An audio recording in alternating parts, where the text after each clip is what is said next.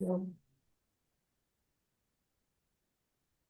evening and welcome to the Town of Belgrade Planning Board of January 22nd, 2026.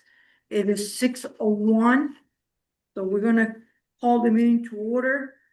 We're gonna go through a roll call here. Tonight we have Mrs. Penny Morale. We have Mr. Richard Baker, Mr. Nick Saccaro, Mr. Peter Sargent, Mr. George Seal, Mr. Craig Alexander, and Mr. Hans Rasmussen, who is the CEO, and myself, Sarah Langet. I hope that everybody that is present here signed the sign-up sheet, and I will welcome the people in the audience that are present to introduce themselves. I'm Tanya Rathanas. I'm with the Board of Shoreline Zoning. Yeah, Lake and Natural Resources Committee, okay? Tim Cooley. Okay. You're here for your subdivision application. Yeah. All right. So in the through Zoom, I will invite people to introduce themselves, please. I don't know if you can see all of you guys in Zoom. Let's start with the top row. It will be my far left. I think it's Mrs. McCaff.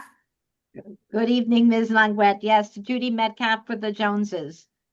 All right. And then on my left side on the top row is the attorney, Mr. Nagel. Hi, Chris Nagel. I represent the Stiffs. Thank you. And then in the lower row, we have Mr. Burns. Hi, Madam Chair. This is Grady Burns from Bernstein Sure. I am the board's attorney for the evening. Attorney Saucier sends his regrets.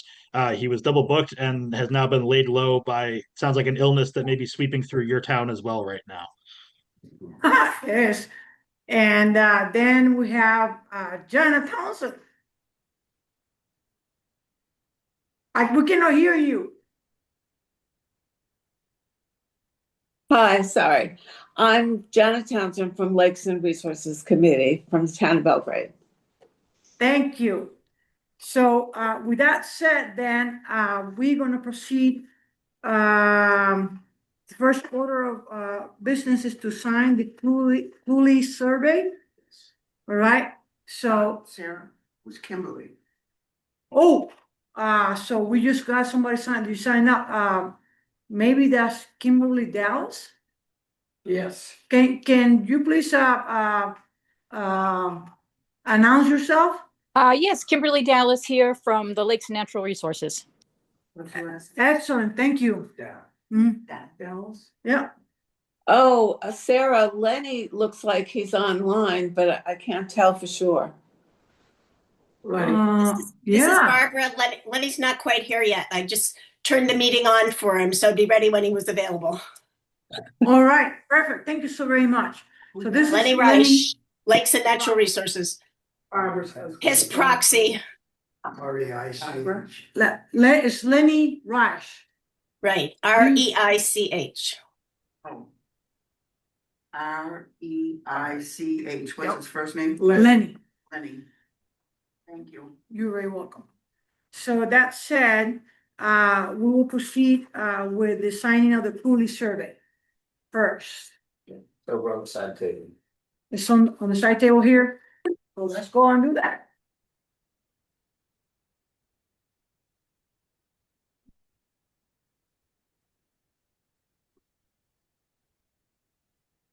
Will be right here.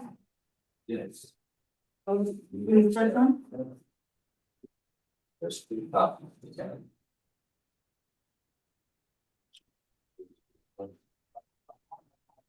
Oh, well, perfect.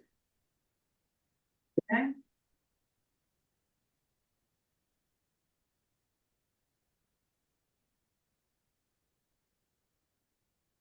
The only thing most squirrely here is the conditions of approval printed over here under waivers accepted by the planning board.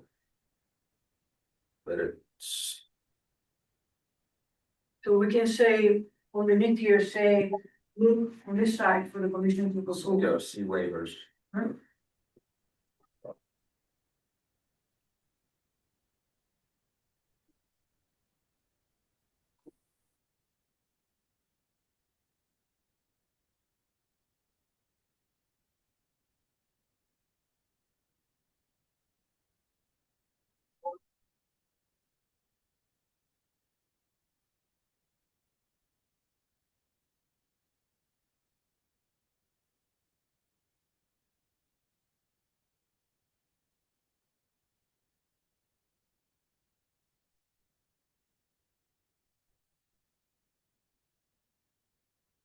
If we say see waivers. Right side of the map. Probably the other one is the one. No. The date today is 1/22.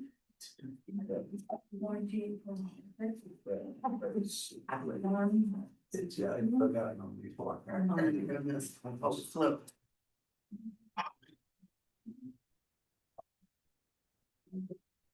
Oh, see waivers, the big thing today.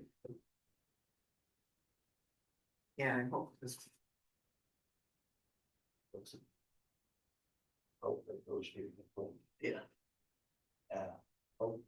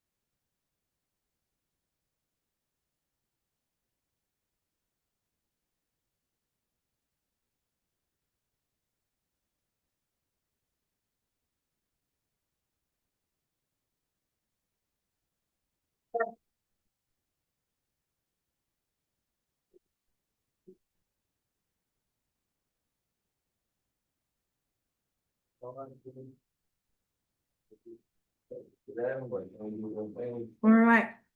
So, next in the agenda will be approve amended findings of fact and conclusions of law for, Jones application M20 lot 10. So, I think everybody has a copy of that. Right at the desk. For our attorney Burns, early this morning, I sent an email to, Mr. Saucier. Do you receive that email? I received a forwarded copy, yes. Okay, great. So, I have only, two statements that after we dialogued with Mr. Saucier, were not there, something that it was after the fact, thought into it. Is that something that, our legal counsel feel comfortable with? So I'm happy to talk a little bit about process here. So the short answer is so this draft decision Yeah. is has been prepared for the board's review, and it's up to the board to determine whether or not the this draft decision reflects the board's findings and conclusions when it arrived at its earlier vote. Mhm. So I think, the question, so I hate to answer your question with another question, but the nub of it here, the board can accept and adopt these findings. It can change these findings. It can reject this draft completely. This is your document. So the question would be for the board members whether whether what is written here, in your view, reflects your how you reached your decision on January 8th. That is the purpose of these findings here. So I'm happy to talk through that a little bit more, but I would turn it back to the board to ensure that the board members have an opportunity to fully familiarize yourselves with this document if you have not yet already, and to talk through if you have any concerns, potential changes, or if from your perspective this reflects how you arrived at your decision. So, before we move into that, I guess my question is the language proposed there, legally okay, is what I'm getting at. I don't want to be presenting the board something that then legally our own lawyers is gonna say, well, you know what? That statement was not accurately depicted. So the two clauses that I'm looking at are so one is on page 3 of the draft. Yeah. And it reads, the board found, so I'm going to read that paragraph in full. The board found that the proposed structure is an accessory structure. This finding is based on the structure being subordinate to the existing residential principal structure due to having one less bedroom, removal of cabinetry, sink, island, and no cooking facilities. And here's the new language. While the aggregate accessory structure's uses just complement the main residential structure. So the question here is that the board's view? If it is the board's view, then it should be reflected here. If that was part of the basis for how you are arriving at this decision. So it's not a question of whether I like the language. It's a question of whether in your view that is a correct statement, and reflects your vote on your previous meeting here on the 8th. Likewise, so the second sentence, and I will pull that up here as well. I Page believe it's page 2. Okay, sorry, I jumped ahead. Yeah.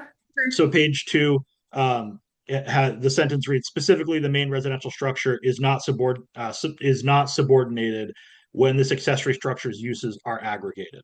Again, that's a legal conclusion, and one that it's up to you as board members to determine whether or not that reflects your view and how you arrived at your vote. So I can't tell you whether it is right or wrong in that instance. The question here is whether, in your view, it is part of the basis of your decision.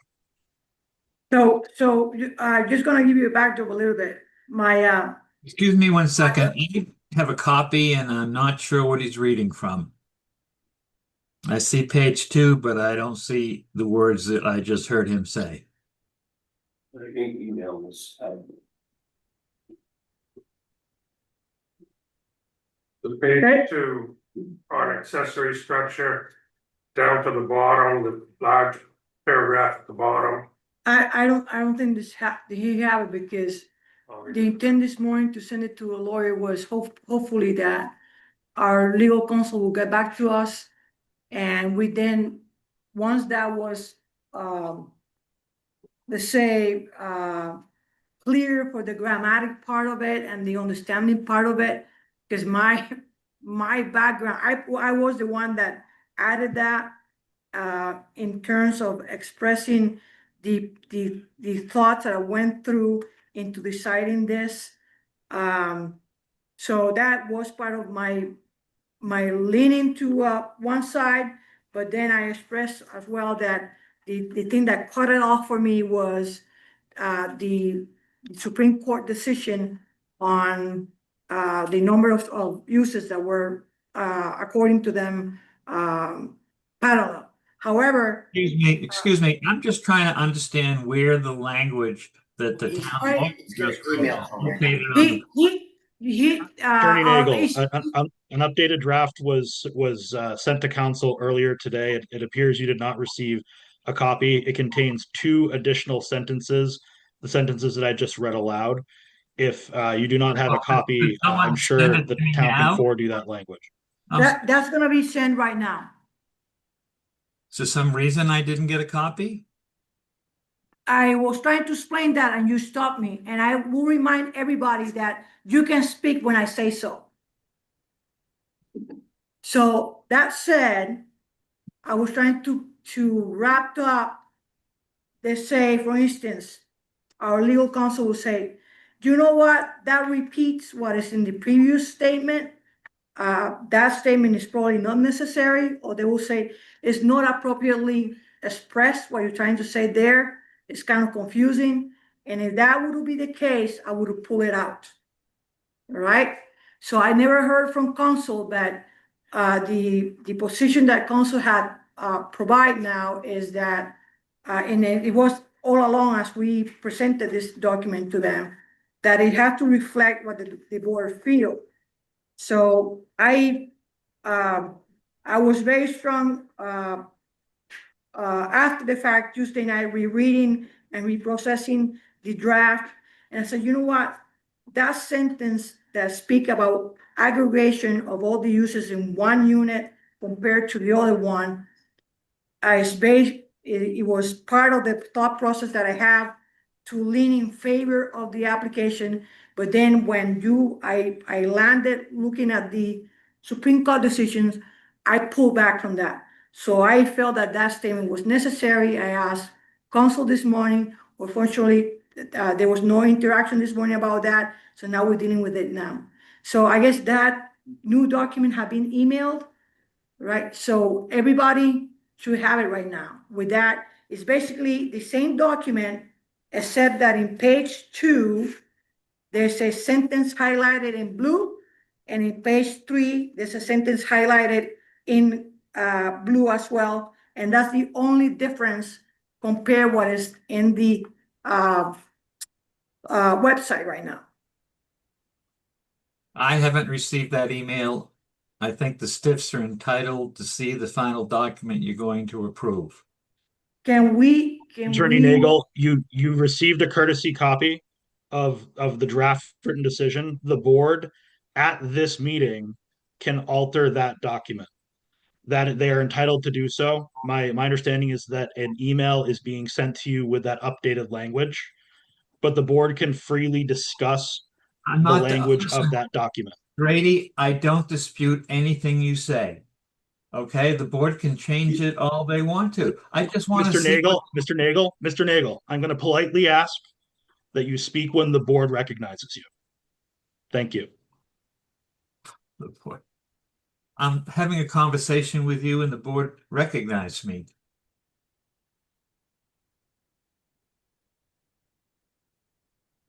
Okay, I see right now, Mrs. McCaff, hands up. Mrs. Thank you. McCaff. Thank you. I just want to make sure that when that additional email is sent out, that you remember to include my email address, which I believe you have, so that I can see that as well. Thank you so much. So our CEO confirms I haven't sent to both. And Madam Chair, I would recommend that in the meantime, the board reviews the draft you have in front of you and determine whether or not the language of that draft, in the board's view, it accurately reflects how the board arrived at its decision, or if any changes are required here. Okay, so board members, we open the floor now for board members to opinionate on the supplemental forms for the findings of fact and conclusion of law.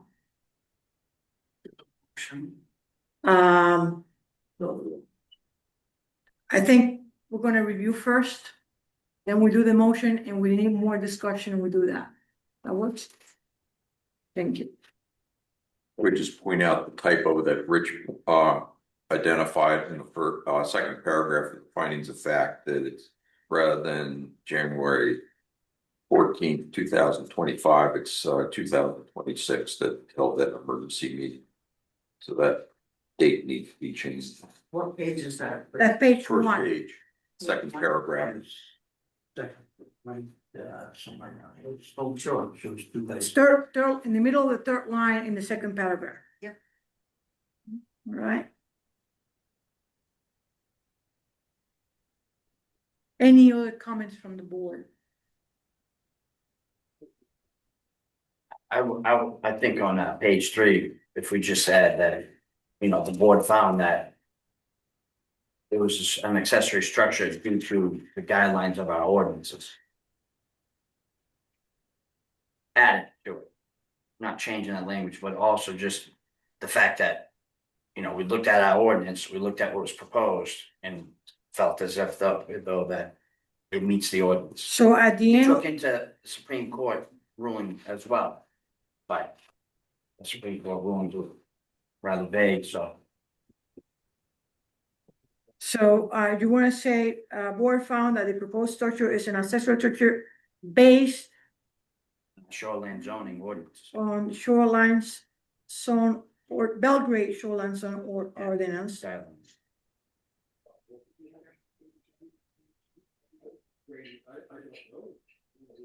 Maybe it's redundant, but Okay, and then, and you will say, but while considering the, and also took in, the findings of the Supreme Court. while considering findings of the Supreme Court.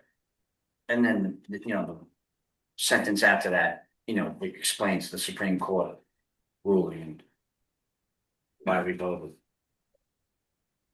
There you go. So let me read this again, so I'm capturing what we're trying to put in here. I mean, we vote on this anyway, that's just my suggestion. Okay, I just writing it down, so Yeah. in case the board's in agreement. Right. It's already here. So you are suggesting to say that in that last paragraph, the board found the proposed structure is an accessory structure based on the Belgrade shoreline zone guidelines, guidance, okay, okay. Ordinance. While considering findings of the Supreme Court. That's one sentence. I wouldn't word it that way. That implies that we kind of thought about it, but we kind of didn't. Rather than the fact that we did, or the majority did, or everybody did. Okay, So I would just keep it short and sweet, based on Belgrade Shoreline Zoning Ordinance and State Supreme Court decision. Yeah. okay.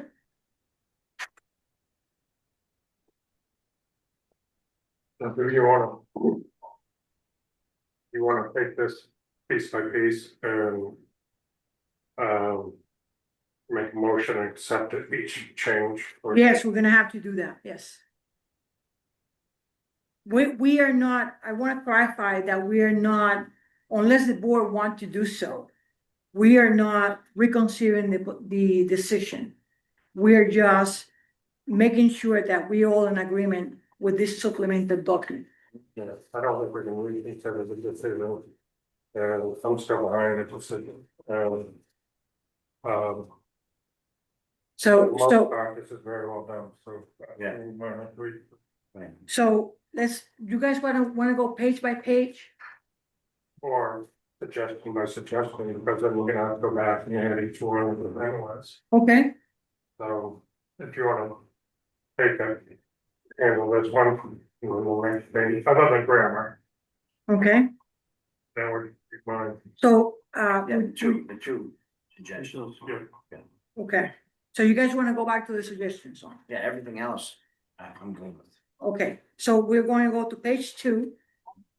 The suggestion is right in the middle of the page. Did everybody else seeing the suggestion in page 2 that is highlighted in blue? Mr. Neagle?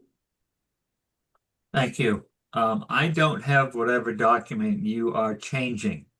which makes it very difficult to understand what you're doing. That whatever email that was sent to me hasn't arrived. Okay, can you hold a second? Can you load this up in the website? This last document? So they can go on the website and see it themselves? That would be great. Sorry about that, Hans. Okay, I think we have the document that was circulated earlier this week. I think what Mr. Nagel's talking about your email from this morning.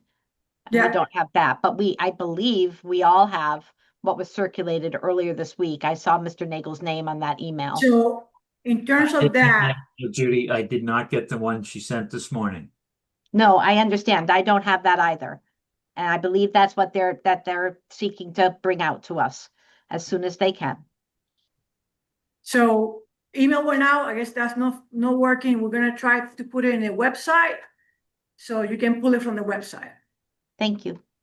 No problem, thank you. So what I'm hearing from the board is that pending those two changes, everything is okay with the board. That's nobody's contradicting me, so I'm gonna take that as a yes. So once those two sentences are clear, we should be good.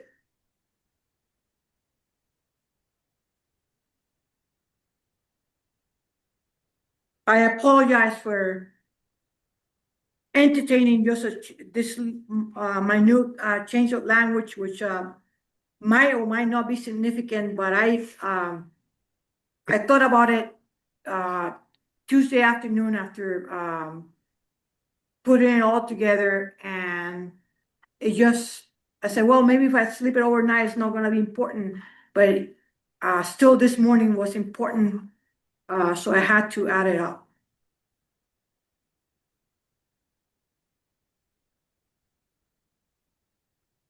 Donna and Sarah, if Hans' thing doesn't work, hopefully it works. Would it be okay to just read the sentence to them to write? We will have to do that, yeah. We're gonna vote on each one anyways, right? No, we're not well, we're revoting on the script, yeah, sure, yeah. On the two separate ones, two highlighted ones. Yes. We already agreed that everything that is not highlighted, everybody's fine with it. No, because we're adding in what Nick just said. Oh. So And that's what I was. so it's three of them now. There's three of them. You have the document that you're trying to change. That's not fair to the stiffs.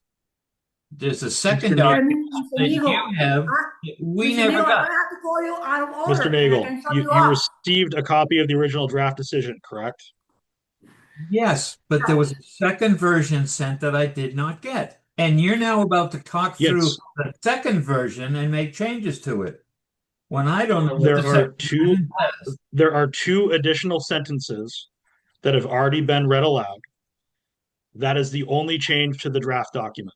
Where are those sentences as they relate to the document I got? And could you read them again? I assume that it would be easy to get me a copy of the document the planning board is considering. Okay, Mr. Nagel, it's right in the website right now. You know how to get to our website? I do, but I'm going to have to check out of the meeting. I don't know how to do two things at the same time. Just minimize the Zoom. So I'll go look right now. I'll be back. And Mr. Grady said, this is a board document to edit tonight. Yeah.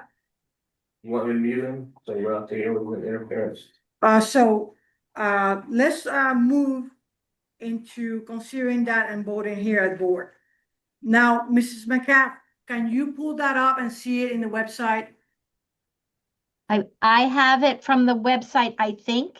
It's called edits 003-002. I believe that's what was just loaded. Yeah, it's the bottom of the list. Right.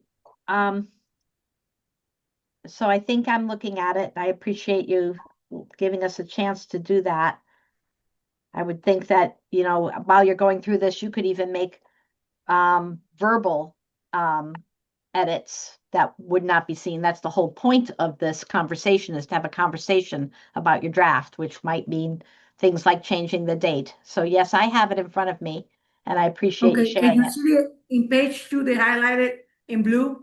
Yep, specifically, the main residential structure is not subordinated when this accessory structure's uses are aggregated. That's what you're proposing, as I That's what understand you're it. proposing. Yeah. That's part of the definition of accessory structure. Yeah. And I think the feeling of the board in comparing everything and the majority thought it was that the second structure seems to be subordinate to the first one. So I think that statement would reflect what the majority of the board was thinking of. And then in page 3, at the very bottom of page 3, is the same sentiment. That all the aggravated uses complement the primary structure or the structure number 1. Right. If you're asking me, if that language is consistent with my memory of the many hours that you spent on your debate here, they both appear to be absolutely consistent with the ultimate rule, decision. But Okay, it's up to perfect. you all to decide that yourselves. It's not for me to say. Excellent. So then, what Mr. Sakaro have added just at the meeting now is in that same page 3, the board found that the proposed structure is an accessory structure based on the shoreline zone ordinance, based on the Belgrade shoreline zone ordinance and the Supreme Court decision. Yes, I wrote that when Mr. Zaccaro said that. And again, that seems to be consistent with the debate that you engaged in when you voted earlier this month. Okay, Mr. Neagle, I'm going to go exactly over what I just went over with Mrs. McCaffrey, because apparently she was able to see it in the website. Go back to page 2. Can you see the document? Yes, I can. Okay. Can you see the highlighted in blue? Yes, I do. All right. So that says in page 2, it says specifically the main residential structure is not subordinate when the accessory structure's uses are aggregated. So I see that. And that's a change you're proposing. that's an add up I'm proposing, yes. Page 2. Thank you. And then in page 3, at the very bottom, it's a blue again, and basically is in accordance with the first statement I read. It says, while the aggregated accessory structure uses just complement the main residential structure. I see that. Thank you. Right? Added to that, just live right now, in that same paragraph, Mr. Sakaro had suggested to add where it says, the board found that the proposed structure is an accessory structure based on the shoreline zone, based on the Belgrade shoreline zone ordinance and the Supreme Court decision. Thank you. I understand. Right. So we are all in understanding of the language that have been added post the first posting in early this week in Tuesday. So today we're adding these 3 changes. Right. So we already agreed that what was posted on Tuesday is good. We're just processing these 3 pieces of language that is being added, and I guess I would entertain a motion to approve those. Sorry to interrupt again. We didn't approve. Discuss it some more. There's a typo on page 1. That was corrected. You mean about the date 2025 versus 2026? There used to be 2 typos, and Mr. Seal corrected one of them. However, on the line above, it says the board voted to approve the application on January 8th, 2025. I think Right. It should read 2026. yes. Thank you.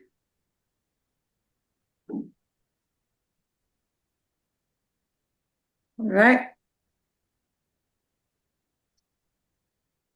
So that's set. So, Sarah, So we got more discussion, okay? the suggested change that you're offering up on page 2, I find incredibly confusing and maybe contradicts some of the language above it. I'm not really comfortable with it. I think it undermines the argument that's being made in the entire paragraph.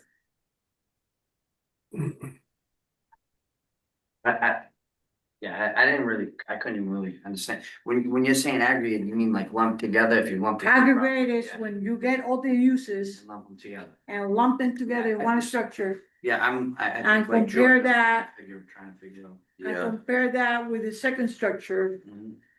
both structures, okay? When you aggregate the second structure uses and you compare it with the first structure, the second structure seems to subordinate to the first one. So my problem isn't with that. My problem is with the definition puts the focus on is the accessory structure subordinate to the principal structure, Mhm. which is what is stated in the paragraph above. But to turn it around and then to say the primary structure isn't subordinated itself, it just gets really confusing and sort of double negative. Okay. So, I go back, just gonna say, I go back to the accessory structure definition. Right in the middle of it, it says, accessory uses when aggregated shall not subordinate the principal use of the lot. So Yeah, so that's just a repeat of the definition, isn't it? basically, that's this whole process, to me, that was very significant and leaning towards approving the application. But from my point of view, when I said all that, and then I go to the latest decision from the Supreme Court, basically all that can be trashed out because right in the decision, to me, they say there's 2 bathrooms in the first one, 2 bathrooms in the second one. Well, this duplication cannot go through. Yeah. So that was what caught me off from approving. No, that's a point well taken. Okay. So when we talk about aggregating uses, that is in definition, and I pictured that as putting both structures in a bag, and I measured the aggregated uses of one to the other. The first structure closer to a lake seems to me that it's above that one and becomes dominant over the second structure. That was my thought into it. Yeah. And I think Seems to me that the first one's a primary residence, the other one's a accessory structure. so. I tried to use the definition to explain what that felt the same to us in that aspect. So if that is gonna create confusion for the board, I'll be happy to take it out. I just wanna explain to you guys where I was coming out into it. Yeah, no, if it's a reiteration of part of the definition, that's fine. Whether it's needed or not, I don't know, but I try really to stick to the word, to the intent of the ordinance as it was, so. It's just that, I guess we are kind of used on a line of interpretation that is statewide, common, because as I said before, you go into the lakes and you will see every camp and the accessory structure seems to be always bigger than the camp itself. So, it's aggregated uses, what are the use of that accessory structure when you put it in a bag and you compare all the uses of the other structure, it seems that the other structure seems to be weighted more and is higher than the second one.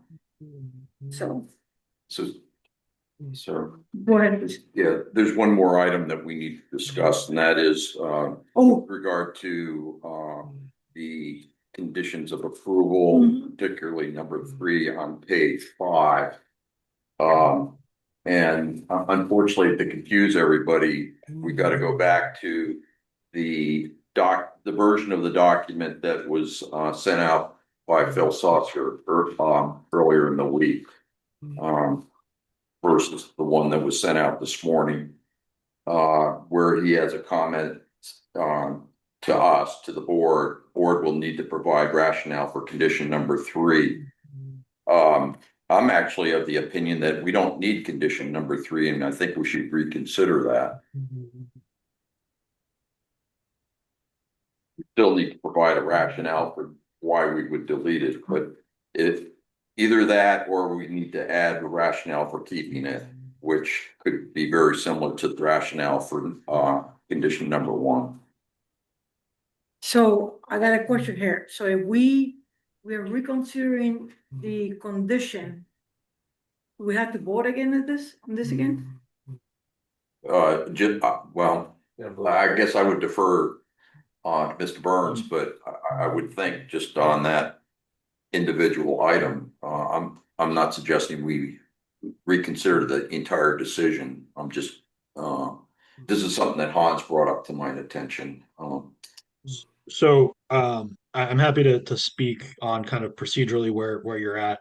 My understanding is that back on January 8th, the board voted to include condition 3. It was pointed out as part of the drafting that a written rationale needs to be included under the ordinance. So on one hand, I think that's where. So currently there is a motion on the floor to accept the written findings, and the board is currently discussing any potential changes to those written findings before you adopt them. The written findings should reflect the substantive vote that the board took on January 8th. So I'm going to put that to one side. So for this decision to reflect the board's January 8th vote, my advice would be that the board include that elaboration that is necessary under that condition. Separately, if a member of the board wants the board to revisit the board's decision as to that condition, there should be a separate vote by the board to reconsider its prior decision, which would take you back to the moment before you took the substantive vote procedurally to revisit that decision. Now, the board, upon a motion by a member of the board could choose to entertain that motion, or it could choose not to, right? It would be up to the board at that point to do so. But currently, the motion on the floor is to accept the written findings reflecting the rationale for the board's June 8th vote. So I think the board should go through that exercise here first. And then if there is a determination by the board, if there is separately, if there is a desire by the board to revisit that condition, you should do so. Alternatively, if you want to deal with that now, you could withdraw the motion that's currently on the floor. So the motion currently on the floor again is to adopt these written findings. You could withdraw that motion and deal with this question now. But again, it's up to the board how you want to deal with this. You do not have to revisit this. You have already taken that vote. But it's the prerogative of any member of the board who was on the successful side of the vote on January 8th to reconsider the motion that was made. That was a lot, and I'm happy to talk more if that doesn't make sense. Thank you. So I want to say that so far what we are trying to figure out is to corral what is it the motion that we're going to make and make sure that we are all in line to what the motion is. I don't think we have made a motion, okay? But so once we make, just like Attorney Burns indicated, once the motion is out, we will have to make sure that the motion that is made encompasses everything. And if we are unzipping the condition number 3, meaning that is not going to be part of the motion, that means that we unzip the decision that we have to re-vote on the whole thing again. Did I hear you clearly on that, Mr. Burns? So the board could vote to reconsider its already made decision as to that particular condition. But any vote to reconsider would essentially put you back to the moment right before you took the vote on January 8th, where you would made that initial determination to grant the condition. As it stands right now, my understanding is you voted to approve the project with this condition. And so if the board does not reconsider that prior vote, then your job here is to adopt written findings that reflect the board's rationale for adopting that condition. If the board wants to do something else, it would have to vote to reconsider that prior vote. Okay, so I'm gonna paraphrase that and make sure that everybody's in the same page. So we already voted, including condition number 3. So if we decide to take off condition number 3, we have to re-vote because it's a different, is something that we're taking out from the original vote. You have to vote to revisit the 8th and then. That's right. So if we keep condition number 3 and just do the rationale, we don't have to re-vote the whole permit. But if we take condition number 3 out, we're gonna have to re-vote the whole permit. So we either choose to keep, we have to decide whether we're gonna choose number 3 and put a rationale to it, or we're gonna take it out. And then based on that general consensus, then we can put the motion, get a second, do some more discussion, and then vote. Because the voting is going to be only simple on the supplemental information that we have for the original vote. And if we take one of the conditions out, that means we have to re-vote the whole thing again. Is that, Mr. Burns, is that good paraphrasing?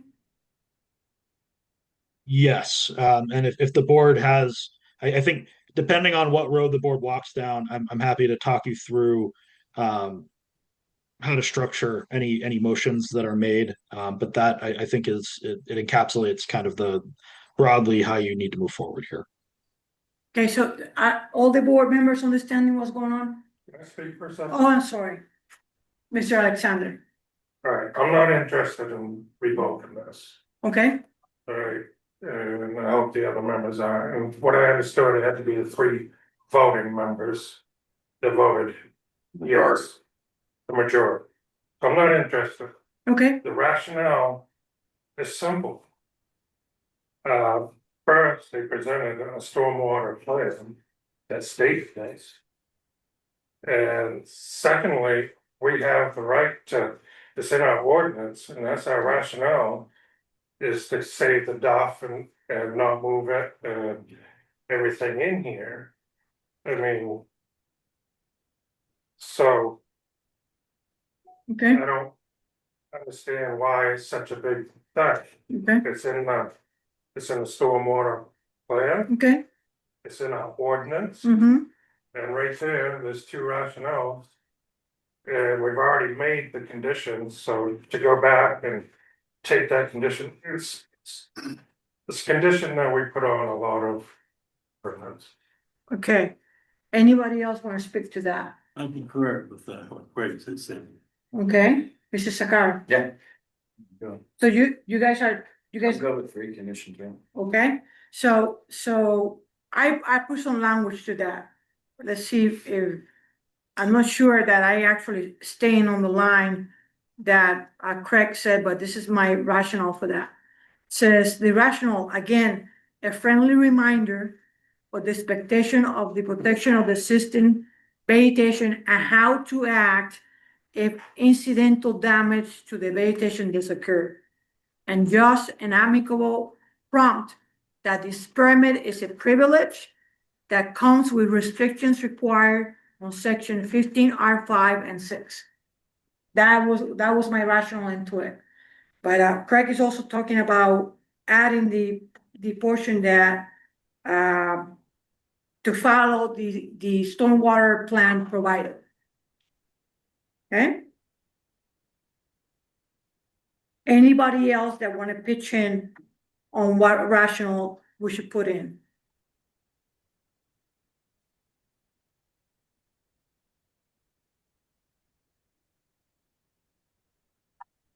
I want to hear from you, Mr. Seal. I want to hear from you. I agree with Craig's suggestion myself, that, something in the order, similar to the one above, that this condition will prevent soil erosion, and stormwater runoff and contributes to the protection of water quality of Long Pond. Okay, so are you guys more in tune with the language that Mr. Seal provided, or what I said, or both of them, or what? Yeah, that's short and simple and that makes. Okay, so the rationale will be then. I'm typing, Or you repeat it? please. This condition will prevent soil erosion, stormwater runoff, and contributes to the protection of water quality in Long Pond. So this condition will prevent soil erosion, Stormwater runoff, stormwater runoff. And contributes to the protection of the water quality of Long Pond.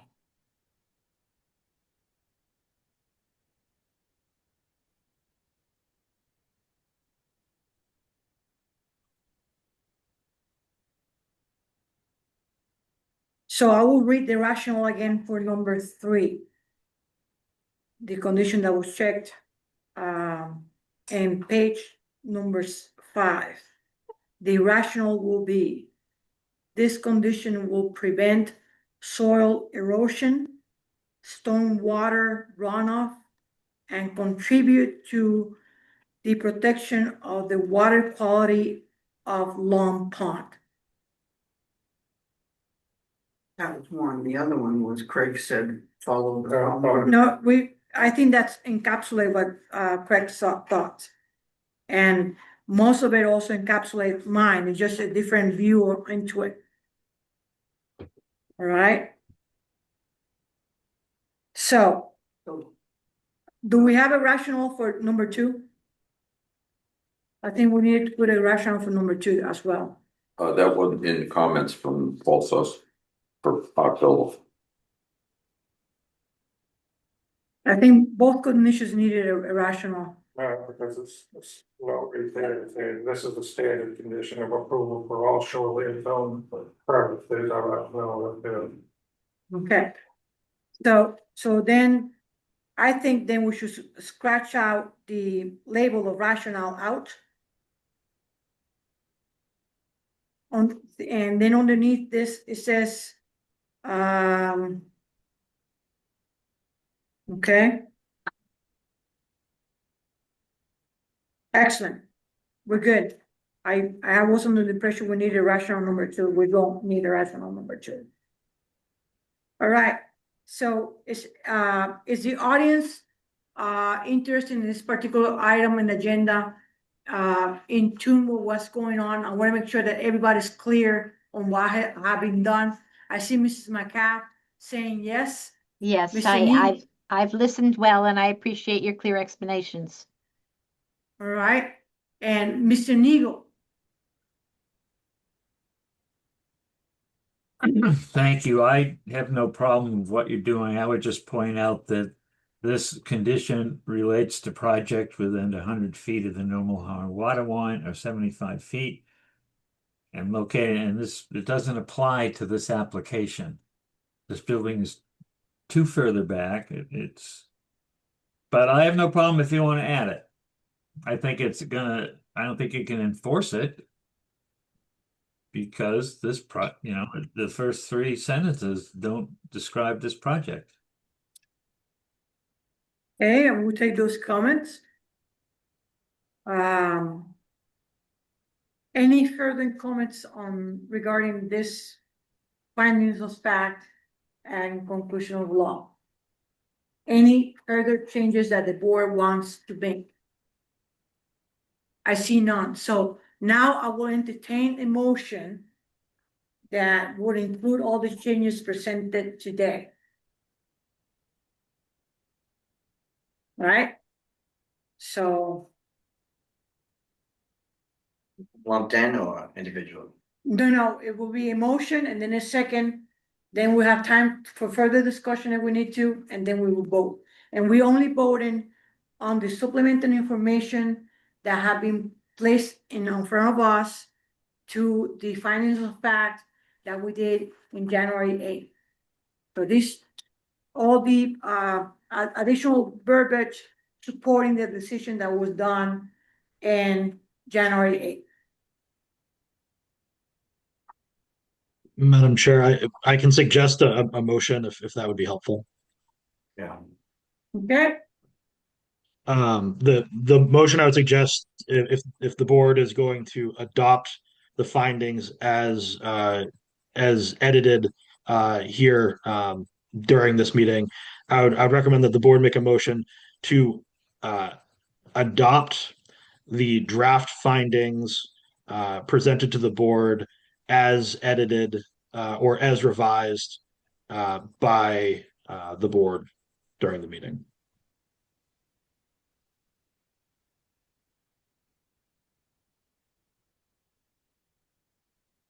can you replay that, Mr. Burns?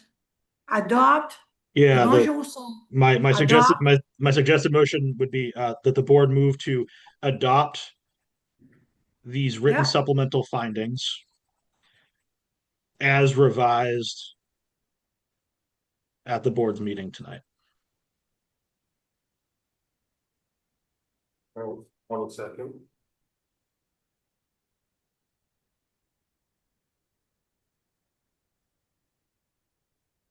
Okay, just give me a second, please.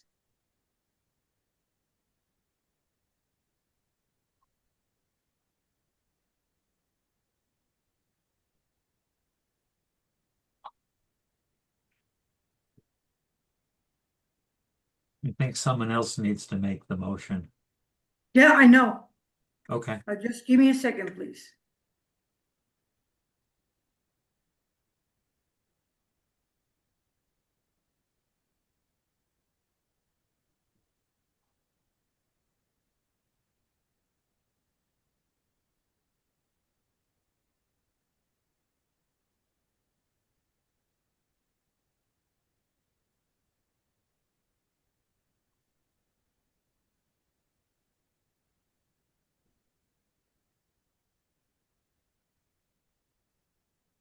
Bear with me.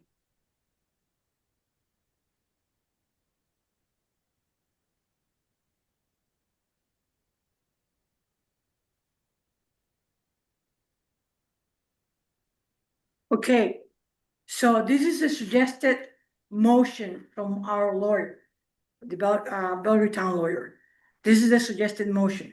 Somebody else have to read that. I just want to read the suggestion and just paraphrase it back to our lawyer to make sure that we're going to be saying the right thing.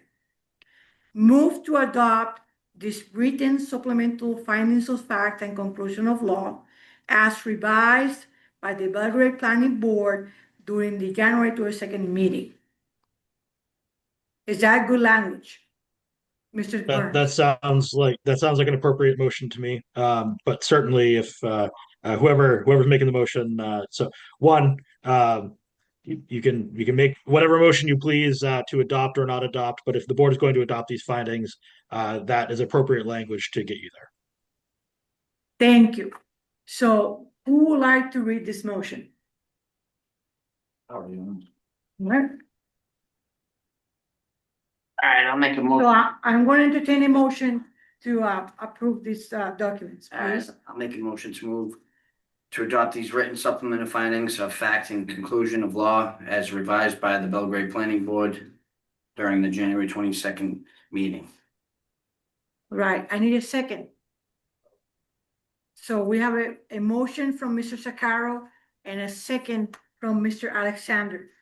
Any further discussion? I see none. So we're gonna vote now. Right, Mr. Sakaro, Yes. Mr. Surgeon, Yes. Mr. Seal, No, Mr. Alexander, and Mr. Rangel is yes. Four in favor, none, four in favor, one opposed. And so then looking at the written decision itself, the written findings itself, it looks like there's a single signature line for you, Madam Chair. Yeah. If you are going to be the only signatory, I would recommend that the board make a motion to authorize you to sign this decision on the board's behalf. All right. So, that motion has to be made. I want make a to, motion to, that the board authorize, the chair to sign, be able to sign on behalf of the entire board supplemental findings of fact and conclusions of law. My second. so we have a motion and a second. Any further discussion? I hear none. We want to vote now. Mr. Sakaro, Yes. Mr. Surgeon, Yes. Mr. Seal, Yes. Mr. Alexander, and Mr. Rangel say yes, so motion passes. Right, so with that, we would produce a document that doesn't say draft with the changes we approved tonight. And I'll be signing it, hopefully right off after the meeting. And, it will be scanned and sent out maybe tomorrow morning. Mr. Hans? Yeah. So, this is a matter of procedure, first changes need to be made on the Yeah. original document before you can sign it. Yeah, And also the draft watermark has I have to to be, come out, yes. yeah, you have the capability to do that. Yep, Okay. Because sometimes it has to come from the author. oh, well, I'm then assuming I can do that, but we'll check it out. If I'm stuck with it, I will You call. don't want to sign something that says draft. Okay, sure. Right. So, with that, I think, we are closing item A in the agenda today. Is that Thank- correct? Mrs. McCaff? Yes, thank you very much for your time again. I appreciate your hard work. I'll be No signing off. problem. Thank you, Mr. Neagle. Yes, I like Judy, want to thank you. I know you guys put a lot of time and effort into this and worked real hard to make a decision that will stick. So I understand where we are and I'm All not- right. Thank you so very much. I appreciate all your patience. Mr. Burns? We all set? I am all set if you are all set, Madam Chair. Thank you so much. Thank you. I appreciate your time here Thank tonight. you. Have a great night. Bye-bye. Yeah, you too.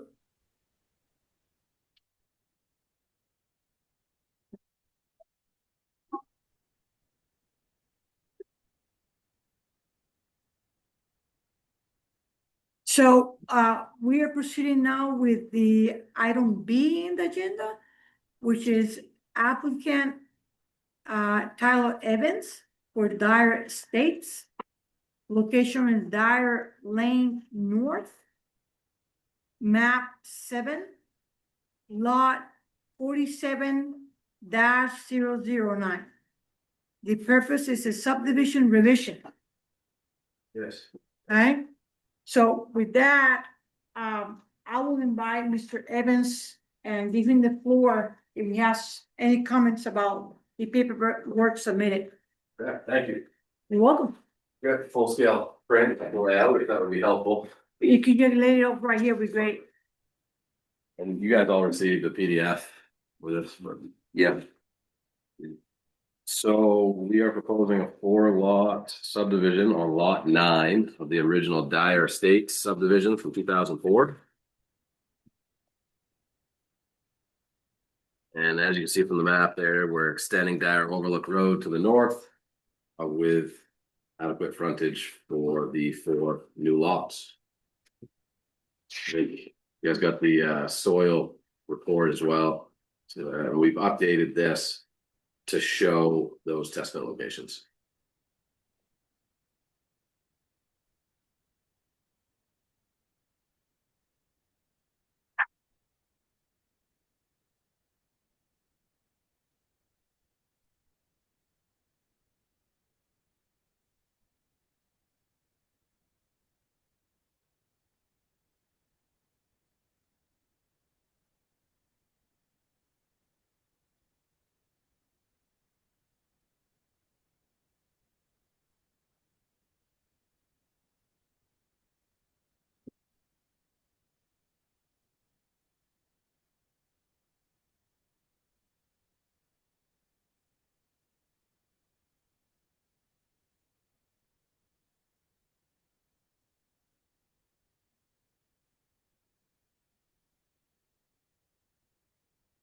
So I guess we have to ask questions to you here now, huh? Yes. So the second page of the application 9 says lot 47-9. That means 4 and then 7 to 9. No, the entire subdivision was grouped under lot 47-1 through 14. So this is specific to just lot 9. Where it was originally parcel 47 prior to subdivision of 04, when it was split, they just added the dash and then numerical 1 through 14. That's why the map shows the 9, the new lots for 47-9. It'll create B, C, D, and E. Yeah, B, C, D, and E. Yeah. So it's lot 9C, 9D. I'm lost on that. I cannot It's easier to read all this. I actually have 2 copies, send one over to you if you'd like. Do you want me to cut some veggies for you? I'm having celery. Well, that's, is that the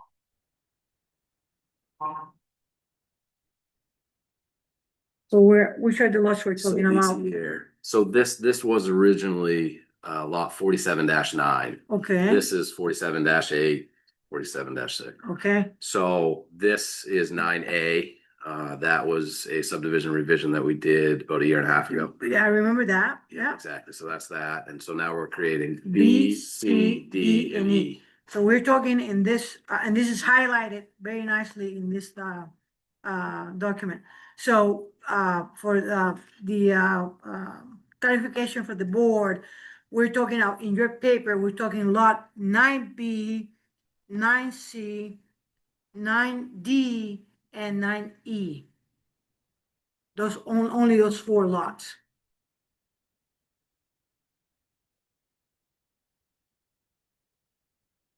Tyler,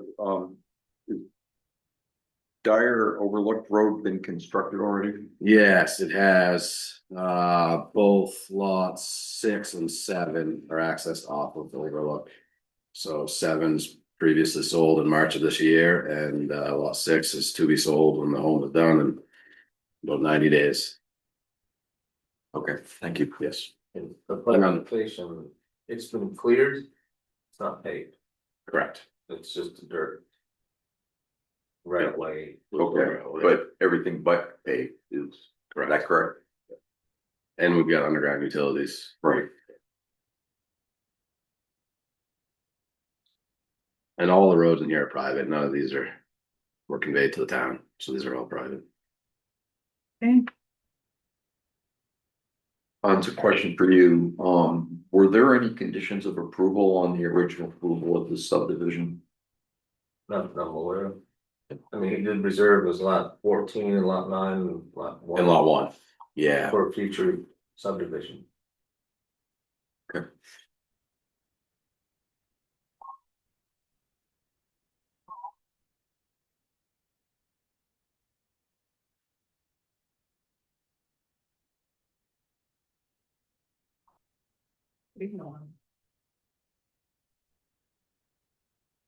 Where is- Where it is, yeah. Right across from the cemetery. That's what I thought. It runs parallel to Pioneer Drive. Yeah. Your neighbor to the northwest okay with this? Yes. So this is going towards the lake? Correct. Yeah, the road goes, the infrastructure was actually built in 2004, but the lot started sold. So I bought the entire development and we're building homes all the time in there. Yeah, Skip had that, right? Exactly, yeah. It was the original Dyer farm. Yeah. Bessie Dyer, and then they kept 3 waterfront properties.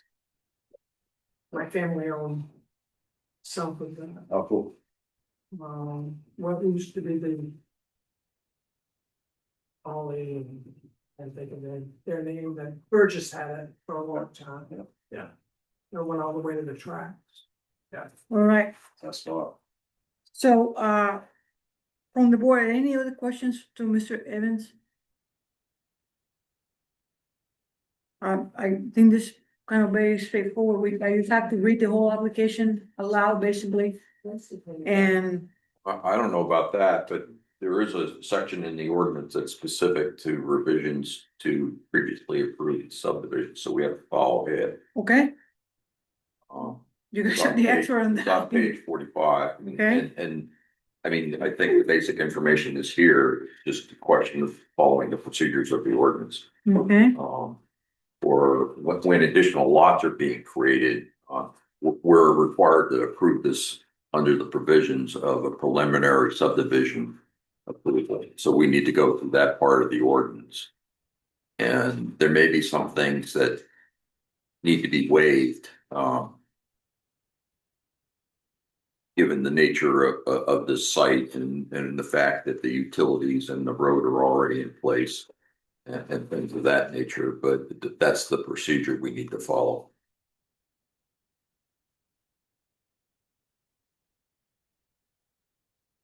There's a different procedure, new lots weren't being created, but or subdivided.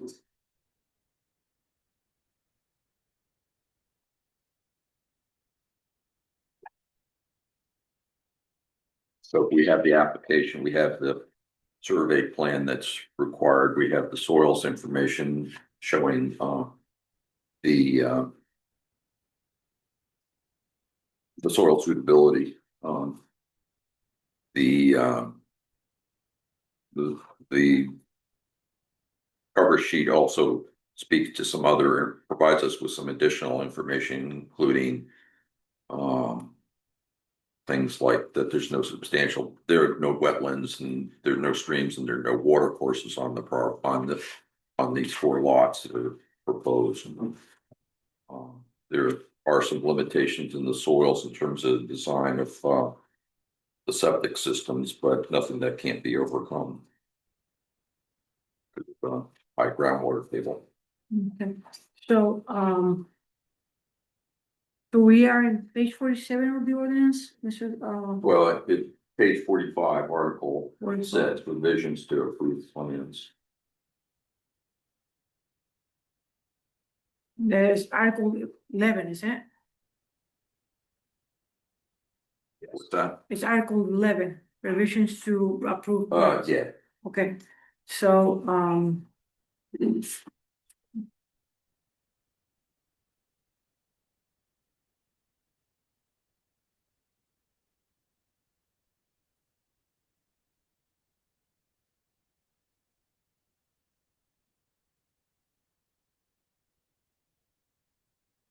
I'm not as familiar as you are with this part of the ordinance, so if, you can,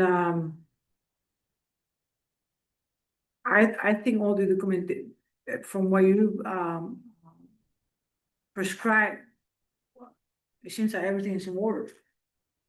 The only thing, and this is up for debate, of course, but just looking at myself, if you go to preliminary subdivision requirements for a major subdivision,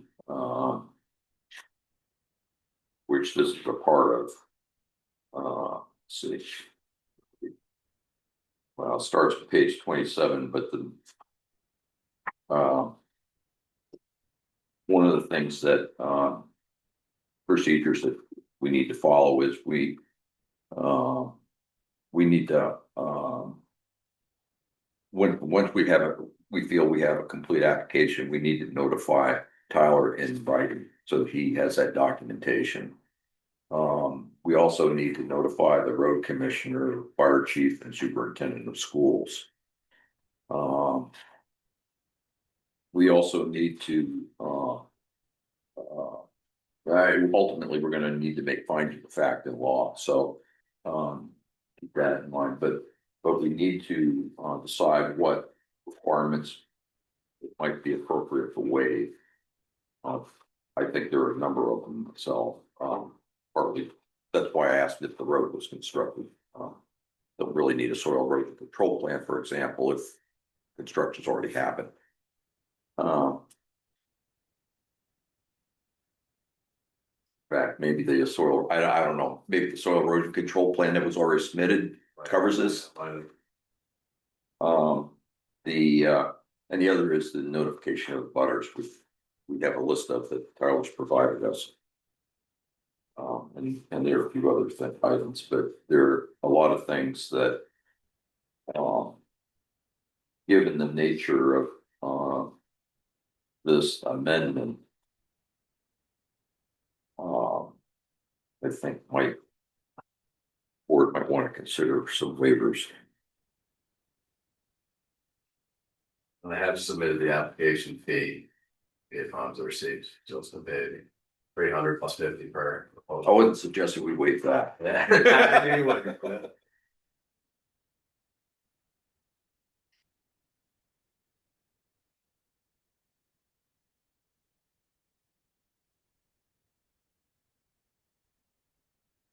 So I guess, we cannot go through the findings of fact of the conclusion of law till we go through that hearing of the voters, Till we notify the others. to notify the voters, and, we can, entertain a hearing, or we can decide not to, I guess. Or I personally, I like the hearing portion that is offered, and if they don't show up, perfect. But at least I don't want to hear anybody in town saying, oh, you guys approved this, and there was no hearing about it.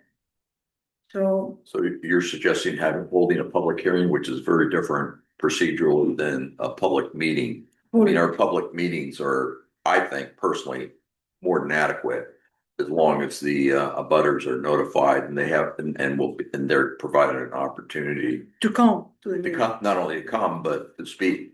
That's actually what I was trying to intend to say. Public hearings is a different process. Sorry about that, I used the wrong term. So, that said, we have to do that so that your presentation today is not going to wrap up the application. So we have to do the notification to our voters and have them being able to come and speak to the next meeting. So that will be 2 weeks. And, any waivers that the board will consider for this application? My personal feeling is that, so first off, there are some, the process is such that Tyler needs to request waivers for ones that he doesn't think are applicable, or we don't, or in this discussion, so that in my mind, that would include the phosphorus control plan, the stormwater management plan. Well, they're on page 33, just for simplicity. There's like a high intensity soil survey, which I personally don't see any value to. A hydrogeologic assessment, which I, again, also don't see any, that's more applicable if, for example, it was a junkyard next door or some kind of groundwater threat of that nature. I don't believe, personally, I don't think the vehicle traffic estimates and a traffic impact analysis is needed for the creation of 4 additional lots.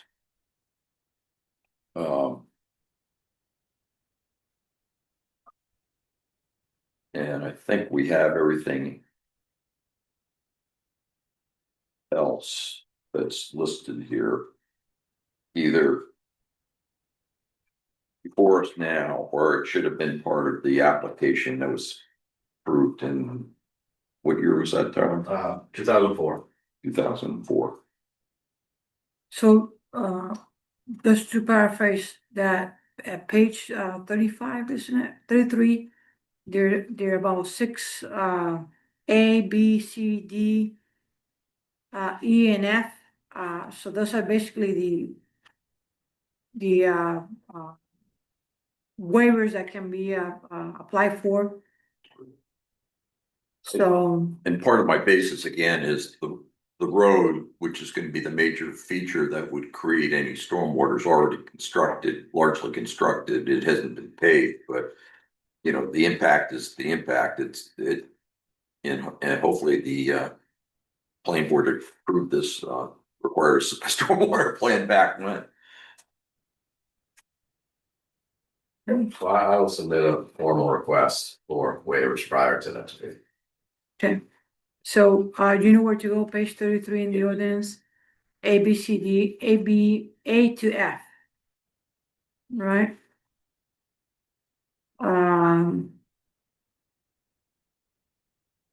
So we covered, Is there the jump out at you guys that we need to address?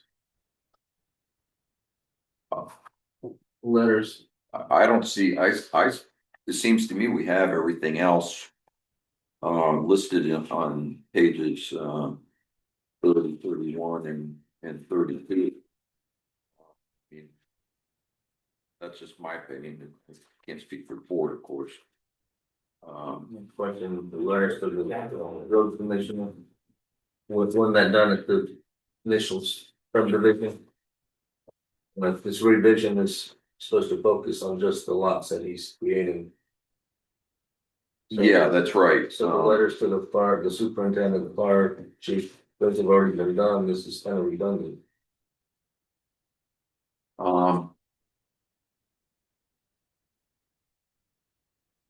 Yeah, I mean, I guess I could argue both sides of that argument in the sense that with the fire chief in particular. So there will be more residences Yes. than originally approved. Yeah. So. I mean, unlikely that that's gonna be an issue, but, you know, in terms of the road commissioner, I guess I could make the argument that this is gonna be a private road, so why, you know, so not include the road commissioner. The Superintendent. yeah, I mean, the superintendent, you know, well, maybe there's 4 families with kids, you know, who knows? Is that gonna break RSU 18? Probably not. But they have to that's be the aware, intent. yeah, they have to be aware that those 4 units might have children in the future.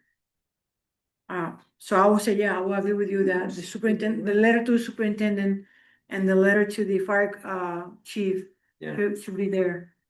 Okay. Yeah. And that, honestly, Yeah. All right. So we covered the deferred letters, and that's gonna be Mr. Rasmussen's job. We talk about the need to request for waivers, and that was come from Mr. Evans. And the notification for all the voters, Is that something I have to talk to Mary about, Hans? Okay. What else we had to check up here? That covers it all? I mean, overall, I see no problems with this, no substantive problems, and this is, as you said before, fairly straightforward. The procedures we need to follow. Okay. I appreciate you walk us through that, Mr. Seal. So that said, we have to entertain a motion to table this application for the next meeting to get all the additional information. Actually, I should say first, do we have any other board member have concerns with this subdivision application? No? Okay, so then I will entertain a motion to table this application to next meeting. I'll make a motion to table, the subdivision amendment application for, Evans Development LLC. I hear a motion, A second. a second, Mr. Alexander seconded. So after we start the motion process, it's usually the board talking, but I saw Mr. Evans raising his hand. No, just a procedural question. So I will have a final plan ready for signature at the next meeting, assuming you guys get the waivers, the letters, the abutters. Is that correct? You can come prepare, yeah. Yeah. It's not guaranteed we're gonna approve it Yeah, then. but the application's been complete and we're ready to move forward. So I'll just table to pick up where we left off. Yeah. Progressing forward. Yeah, that's my personal opinion. We do have to go through the findings of fact and law, so you'll have to sit through that. Right. So, just for future, when the board is in the middle of a motion, the board only speak, but I was thinking that your hand was gonna change the motion somehow, so that's why I stopped. So, any further discussion? No, so we're gonna vote, Mrs. Sakara, Yes. Mrs. Surgeon, Yes. Mr. Seal, Yes. Mr. Alexander, and Mr. Langer is yes, so 5 in favor, none opposed, motion carries. And I guess Mr. Evans knows what he has to do for next time, and so do we. Yes. Okay, all set? So. Thank you.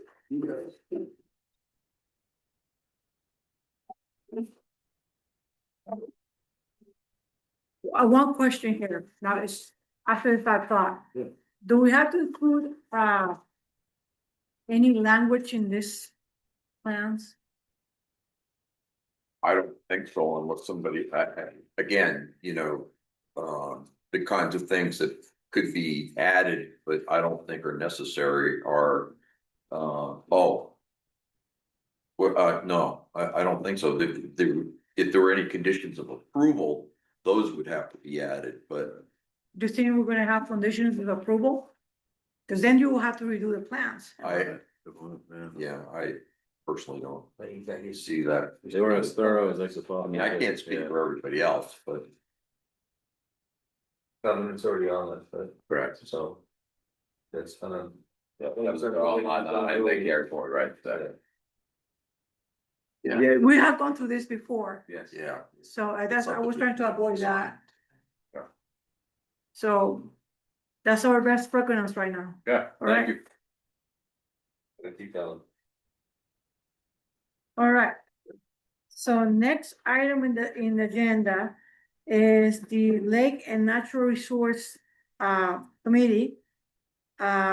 Discussion of proposed Belgrade phosphorus and pesticide ordinance.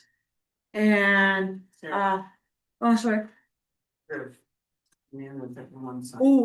if some of the members of the Lake and Natural Resource Committee show up, but the person that show up here was already on Zoom, and her name is Kimberly Dallas. So she was on Zoom. She just came in. Just to. That's okay. And Yeah. now I don't remember Mr. Bradley being here from the get-go, from the beginning. So added to the group, Mr. Chris Bradley. Was it? Chris Brad- Bradley. Bradley. Yeah, if you can, Bradley. you can add him. Okay, you signed him, but. Oh, okay, he signed up. This is right here. Yes. me. Excellent. Thank you. So, we got that covered. So we have a one page, that on top says 1/22/26. And basically, this page contains the wrap up of the last dialogue with questions or forward thoughts on what we can consider for putting a language. My recollection of this dialogue, we had, at that time, we had Mr. Donahue, Pat Donahue, that just recently had resigned to the Lake and Natural Resource Committee. And I hear some echo here. I think Lenny should use the. Oh, no, everybody's mute. Oh, great. Could I speak for just? Oh, he wants to speak. Yeah. So I'm just gonna wrap up the background a little bit and then Yeah, I will let you, just- is that okay? I'm just gonna wrap up the background a little bit and then I will let you, is that okay? No, I just want to mention that myself and Janet Townsend are also from the committee. That's all. Yeah, thank you. Thank you. Catching up with what I was saying. Catching up with what I was saying. Okay, thank you. We had an echo and it was myself. So that's taken care of. So that said, last meeting that we discussed this fertilizer and pesticides opportunity to be added to the ordinance. Mr. Pat Donahue was here and we're having a very positive exchange about that. And some kind of language have been presented to us here with some forward questions about it, so we can probably wrap up the language today and then finance it just a little bit, so to speak, so we can have it ready to present it to a select board if we can do that tonight. So that, with that said, did everybody's in tune with this page? All right. I will concede the rep from Lake and Natural Resource Committee to put their thoughts forward into it if you guys want to, and then we will have the board discuss about it and see how we can wrap up the questions, the forward questions here. That seems to be lingering thoughts for everybody. Okay, jump in. So the original language that we had suggested was the use of is as follows: the use on lawns of all fertilizers containing phosphorus in any form are prohibited within the shoreline zone. Fertilizers containing nitrogen and potassium are allowed only in liquid form. That was the language we did that we presented, put forward to you. And then I wasn't at that meeting, but Mr. Seal had made some comments that Pat had written down, and then we had questions on those, and I think that's where we kind of left it right there. So yeah, so the language that Pat had put down is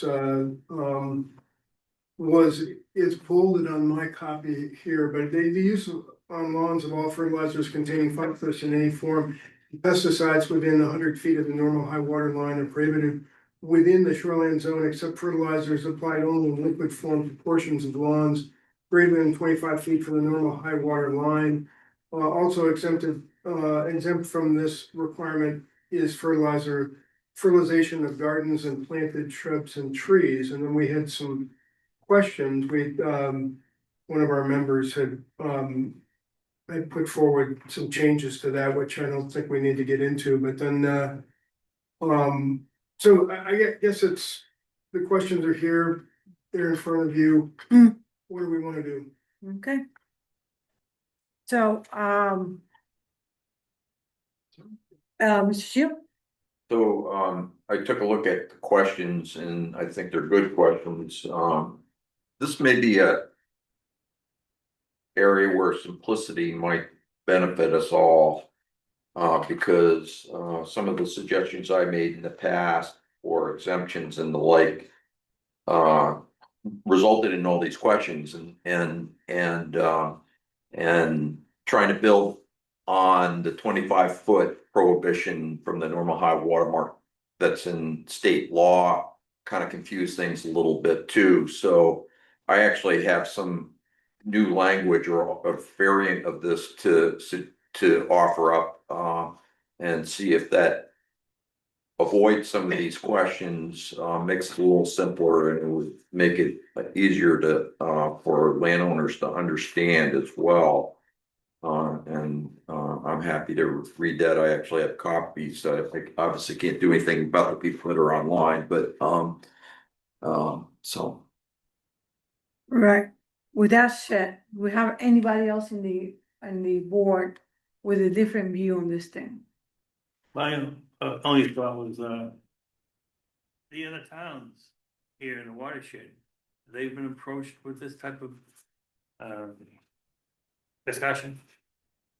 I think Rome has a similar committee to our Lakes and Natural Resources Committee, and they are talking to their planning board about making changes, and we've had communication with them.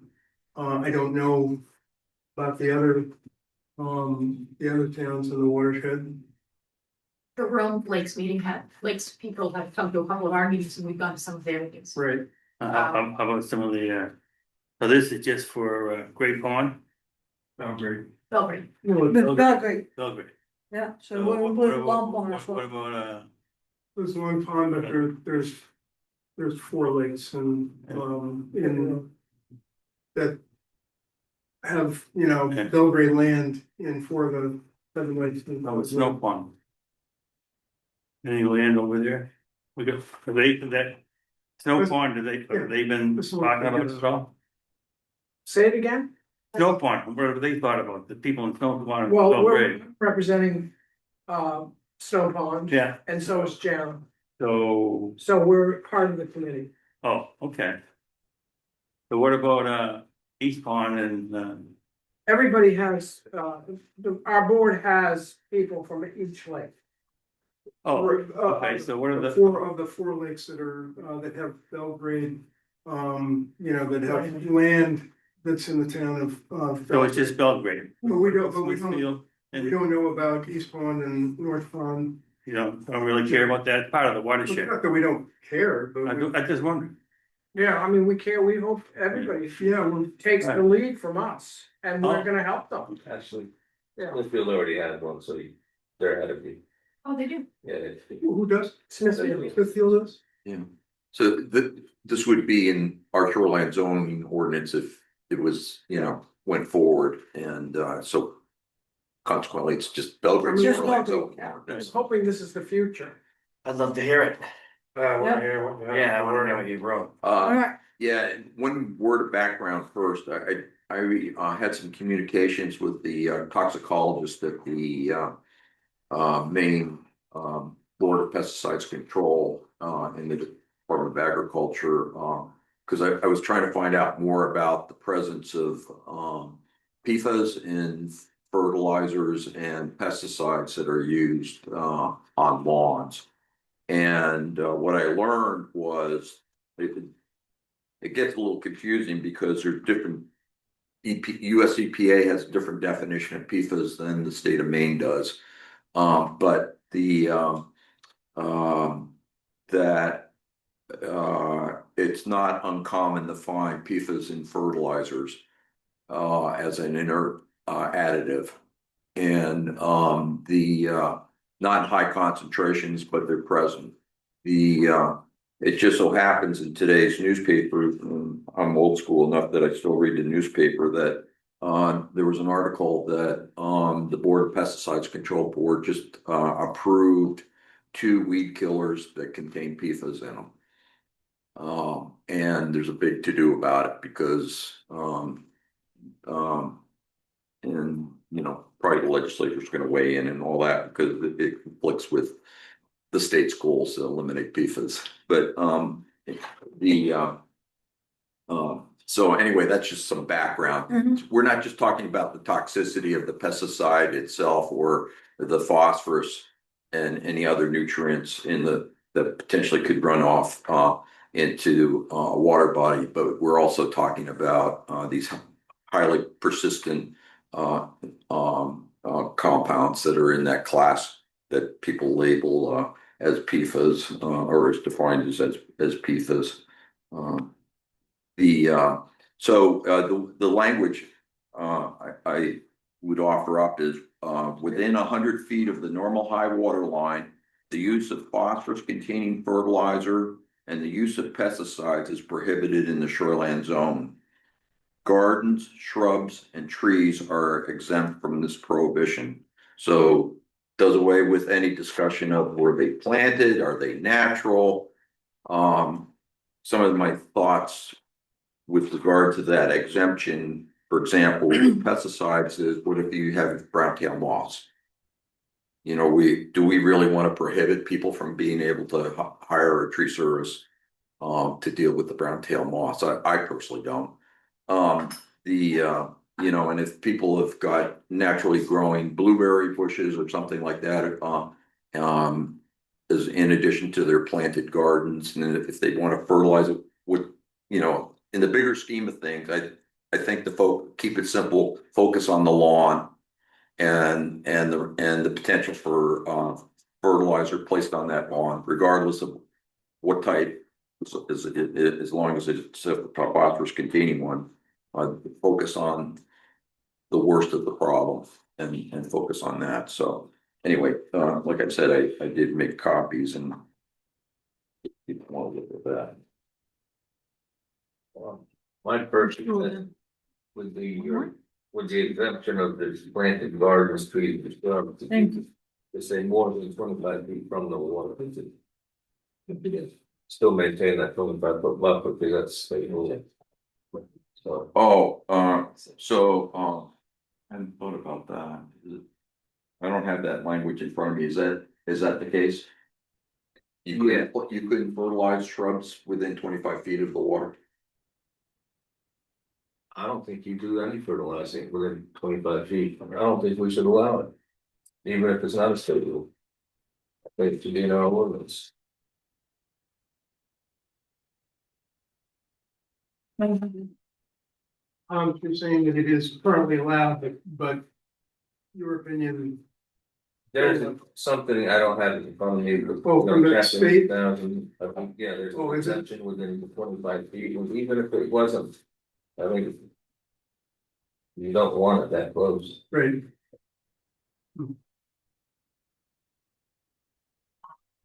So that is in this document, isn't it? What are you talking about? Well, it has that exclusion for fertilizing your lawns. But just because it's a garden, you know, if you got loose soil and mulch, that's gonna float and carry stuff faster. I don't know if it's gonna take it in. Natural. I have a suggestion on how well I'll go over, but my thought here is where in George's thing where it says gardens, shrubs and trees. Seems to me that it ought to apply to gardens existing at the time of adoption of this provision. So that we don't have, I mean, you shouldn't be building gardens in the buffer strip. And there shouldn't be new ones. The ones that are existing would be fine, but so how do we deal with people that want to put in rain gardens and buffer? well, I would look at that as an erosion control measure, which would be okay. I'm not talking about that type of thing. I'm talking about a vegetable garden or cornfield or whatever. Growing squash.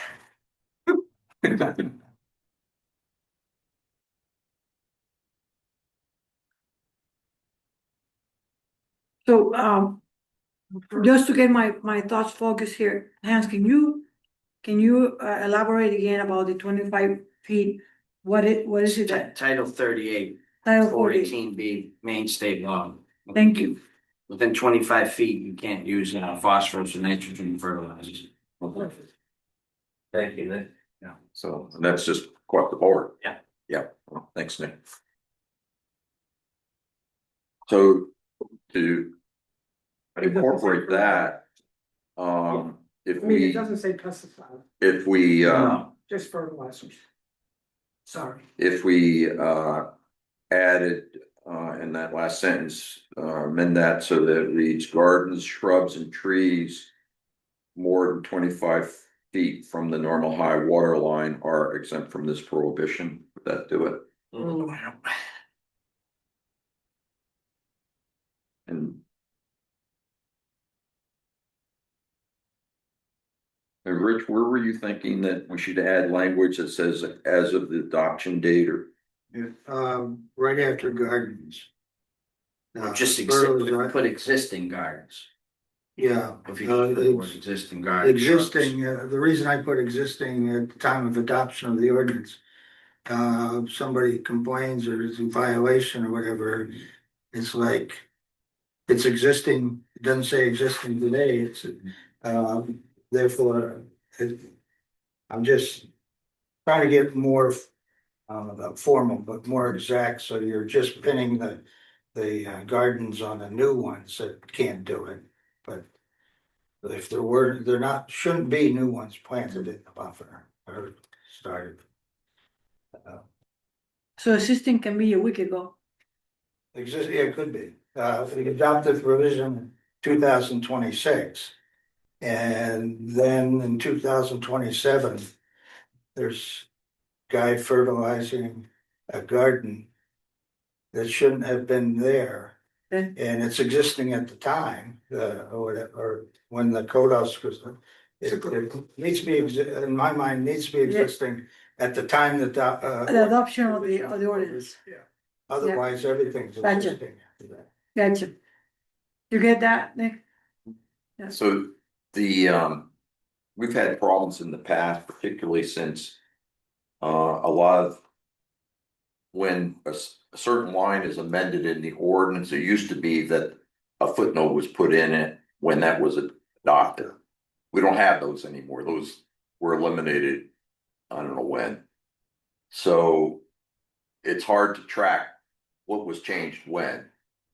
So I think what we need is an actual adoption, a date that this would be effective. So, say January 1st, 2027 or something like that, whatever, something, that so that everybody knows. Someday, somewhat past, when town meeting's gonna be adopted. Right. Give them another 6 months afterwards. Yeah, yeah, just so there's something definitive in the ordinance.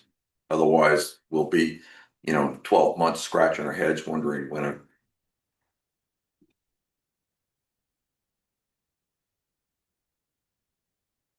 So what day we're gonna decide that if this passes in July, it will be like, let's say October?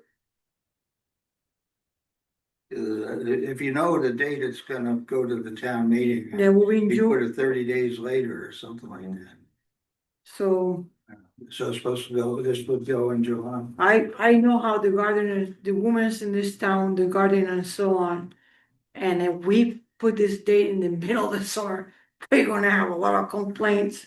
I would have put it at the end of the summer. So starting next summer, everybody already is in tune and. We got January 1st, 2027. That's good to me. I would say, starting May, cause May 31st, everybody start planting. Yeah. January, because that's the beginning of the year. Yeah. Wonderful, I like it. So January 1st, But just to be clear, you're not saying prohibit gardens within 100 feet. It's just saying can't fertilize. Well, if it's existing vegetation within 100 feet of the water, you're not supposed to. You have to maintain existing vegetation within 100 feet of the water. I'm not sure, in my mind, planting, and somebody might say, oh, I'm maintaining existing vegetation. Well, you're not, you got a garden which you're tilling it up, disturbing the soils. I may be taking a stronger approach than somebody. Well, I mean, here, we're just trying to focus on the fertilizer and the use of pesticides, so. So what was your question again? Well, cause like, you know, we're talking about fertilizer and pesticides, and I was trying to clarify whether he was saying no gardens within 100 feet period, or just no fertilizing. Like you could have another garden, but you can't fertilize, you know, if somebody wanna do like a raised bed, but You can even- have, Even if you were to create a new garden, you can't fertilize it. yeah. Yeah. So You can't use, you can, fertilizer or you can pesticide. plant anything you want there, You just can't fertilize. you cannot fertilize it. I didn't know if that's what you were saying, or you saying I in was general. saying, that when I was in the shoreline zone, I was saying that you got existing vegetation, you don't convert that to a garden. Just like you don't convert it to, On, you know. Yeah. Well, that falls under the, you know, the vegetation clearing standard in the ordinance, that's all I think Rich is saying. that's what I'm saying. Yeah. So, Not that- you know, not you that got, lawn is great either, but, you know.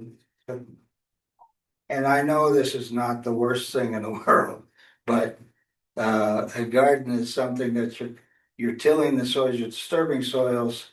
And a lawn is at least undisturbed. A lawn is not good, we all know that, but. It's not the best. Unless you do like a raised bed or something. Oh, is a raised bed grading structure? I mean, if you're bringing in soil. Technically it is. Yeah, if it's within 100 feet. Yeah. Shouldn't be allowed, because you're disturbing what's there, you're creating a new structure by raising it. Well, that's a separate topic. yeah, Focus on why first. we solve one problem at a time? Let's talk about fertilizer. You have a hard enough time We with almost, that. we're almost there. We're almost done with this. Okay. I like George's. Do you like it? language. Okay, and you like the January 1st, 2027, okay? So, so can we read the final touch up on that, Mrs. Hill? Sure. Within 100 feet of the normal high water line, the use of phosphorus containing fertilizer and the use of pesticides is prohibited in the shoreline zone. Gardens existing as of January 1st, 2027, shrubs and trees more than 25 feet from the normal high water line are exempt from this prohibition. There you Their language. So, Mrs. Dallas, Can I ask a question? sure, go ahead. Just for clarification for my own self. So an existing garden, if someone has a vegetable garden, it isn't existing during the winter, but in the summer it does exist. So you're saying that they would not be able to plant the next season after January 1st, 2027? No, if it's an existing garden, then freely maintained it, just what they've been doing. I just want to clarify that. But they can put more gardens, they just cannot fertilize it. Right, and if it's an annual, they Yeah. can replant it. Yeah. Because the garden's already existing, it's just. I think that's a good start. So would this go into the water quality section? Is that what people had envisioned? I envisioned another one at the end of whatever our last W, whatever it is. Right, its own thing. So it will be, Easier, it's enough. not like hidden somewhere. with a different title, yeah.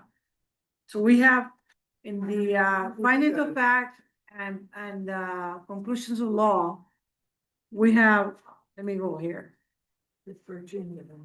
It's easier just to explain it from the ordinance, I'm sorry. Let me go there. Just give me a second.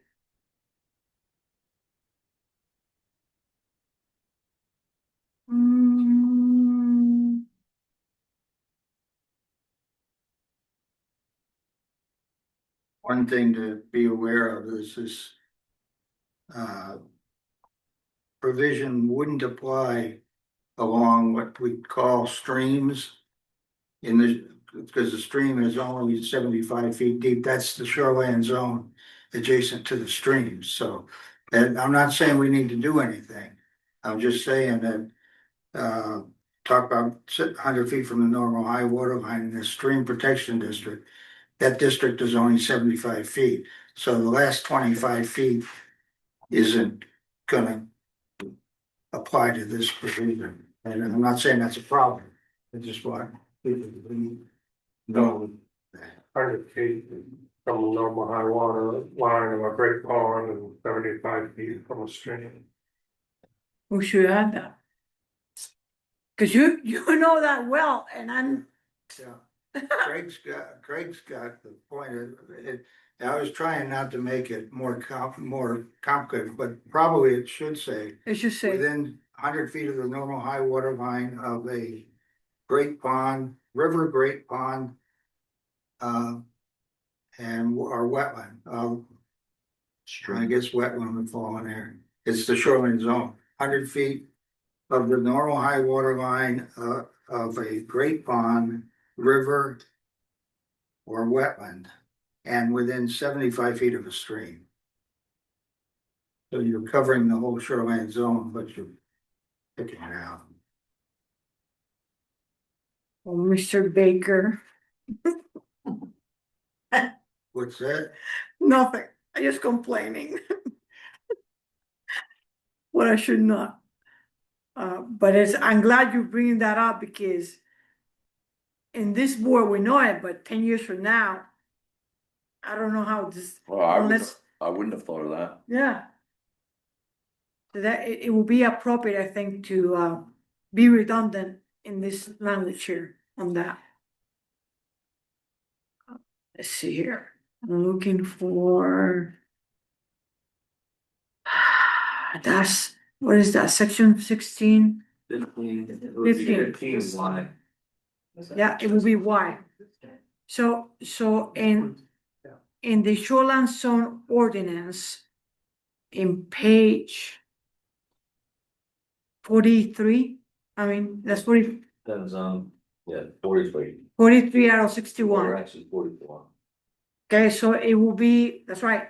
It will be in 44, right before section 16, because X is the last provision that we have, resource protection slope district. We will do a Y saying pesticides and fertilizers. So this will be a Y.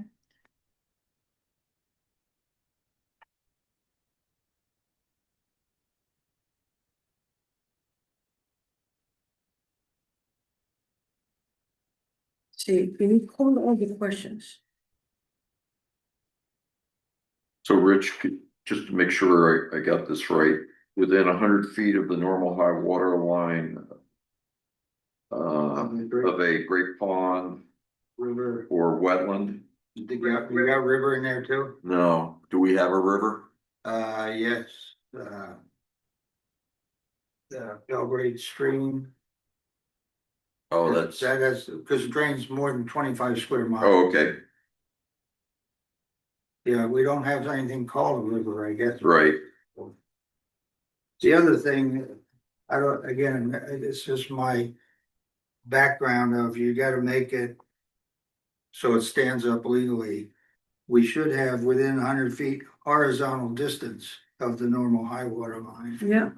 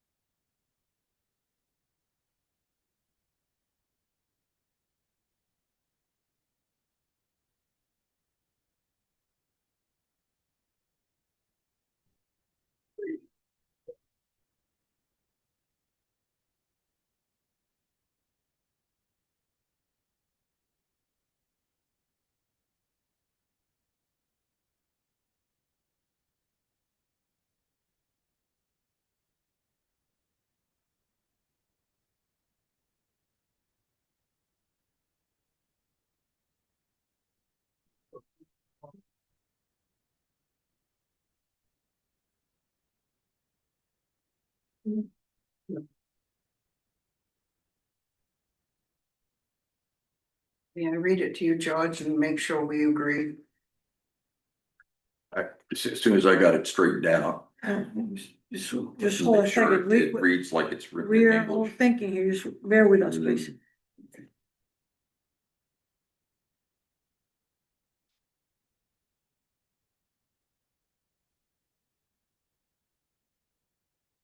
I have a few questions. Does normal high water line have to be in with wetland? Yes. Or upland edge of a wetland. Upland edge? Upland edge of a wetland. Within 100 feet, just about I get the first part of the thing, within 100 feet horizontal distance of the normal high water line of a great pond or river. And 7 great pond or river or upland edge of a wetland. And 75 feet from. Okay, I have it a little different, within 100 feet of the normal high water line of a great pond, river, or wetland, no, river or stream. No, wait a minute. Oh. 100 feet of what? Of Great pond, river, or up and edge of wetland, oh, 75 feet is the stream. yes. Yeah.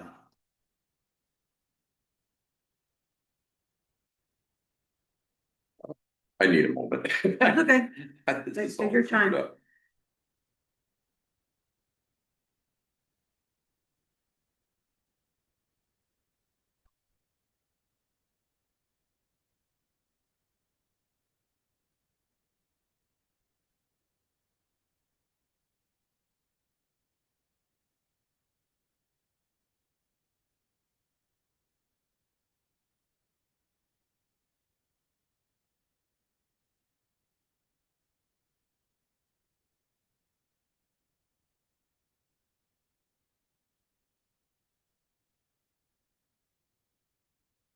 So within 100 feet of the normal high water line of a great pond.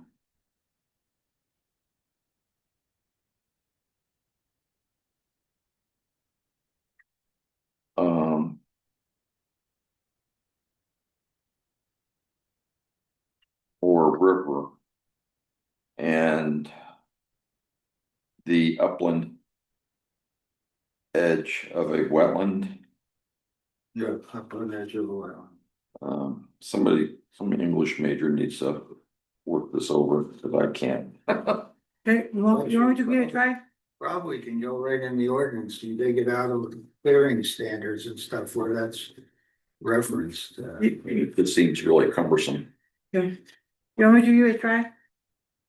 Pardon me? You want me to give it a try? You can cut and paste out of other spots in the ordinance. Okay, this is what I have. Oh, Okay, within 100 feet. Horizontal, within the 100 feet horizontal distance. Of the normal high water line. Of a great pond. Comma, river. Comma, or up and edge, that's what you mean, up and edge, I don't know what that means. what edge is where the vegetation turns from wetland vegetation to upland vegetation. Okay, so it is up and edge. Land. Upland, land, thank you. Yeah. So, or upland edge of wetlands. They went. A wetland. Of a wetland. Or 75 feet of a stream. Actually, it's gonna be 75, horizontal, we are within 75 horizontal distance of a stream. Well, you look at section 3, just change 250 to 100. Section 3. Yeah. Page 5.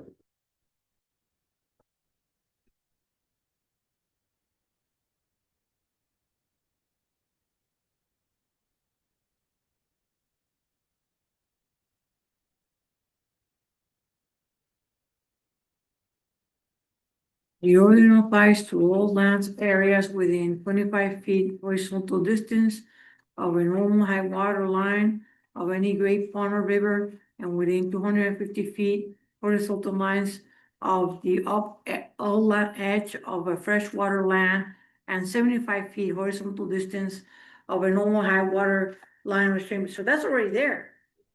Just change 250 to 100. Well, I would Base that. be the easy way to do it. Yeah. Yeah, What page is that? page 5 of the ordinance. Good call. And if you just give me a rough draft, I can, I've got a version I can go in there.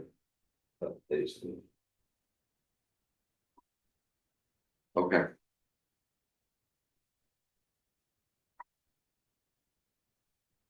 I think we need to bring this back to the next meeting and have everybody go over it.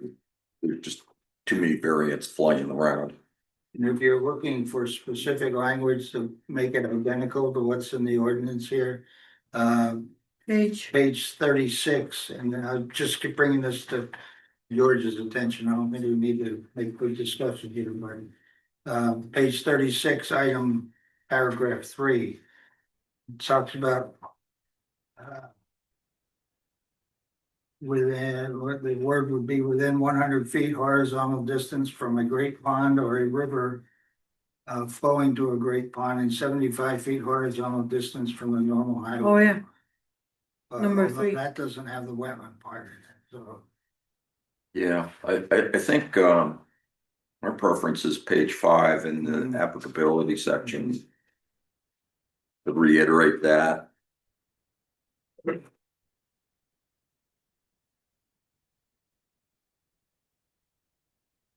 Okay. So we have an agreement. For the most part, now, I think the questions about granular, powder, or liquid fertilizer. Is that, are we not gonna go that deep into this thing? Or, Well, that's my suggestion, that we keep it simple, Okay. just flat out. right? And then, the other thing to consider here is that there's a question about brand new plants that are placed in that area, shrubs and so on, that quote unquote usually need for fertilizing or whatnot. That's not allowed.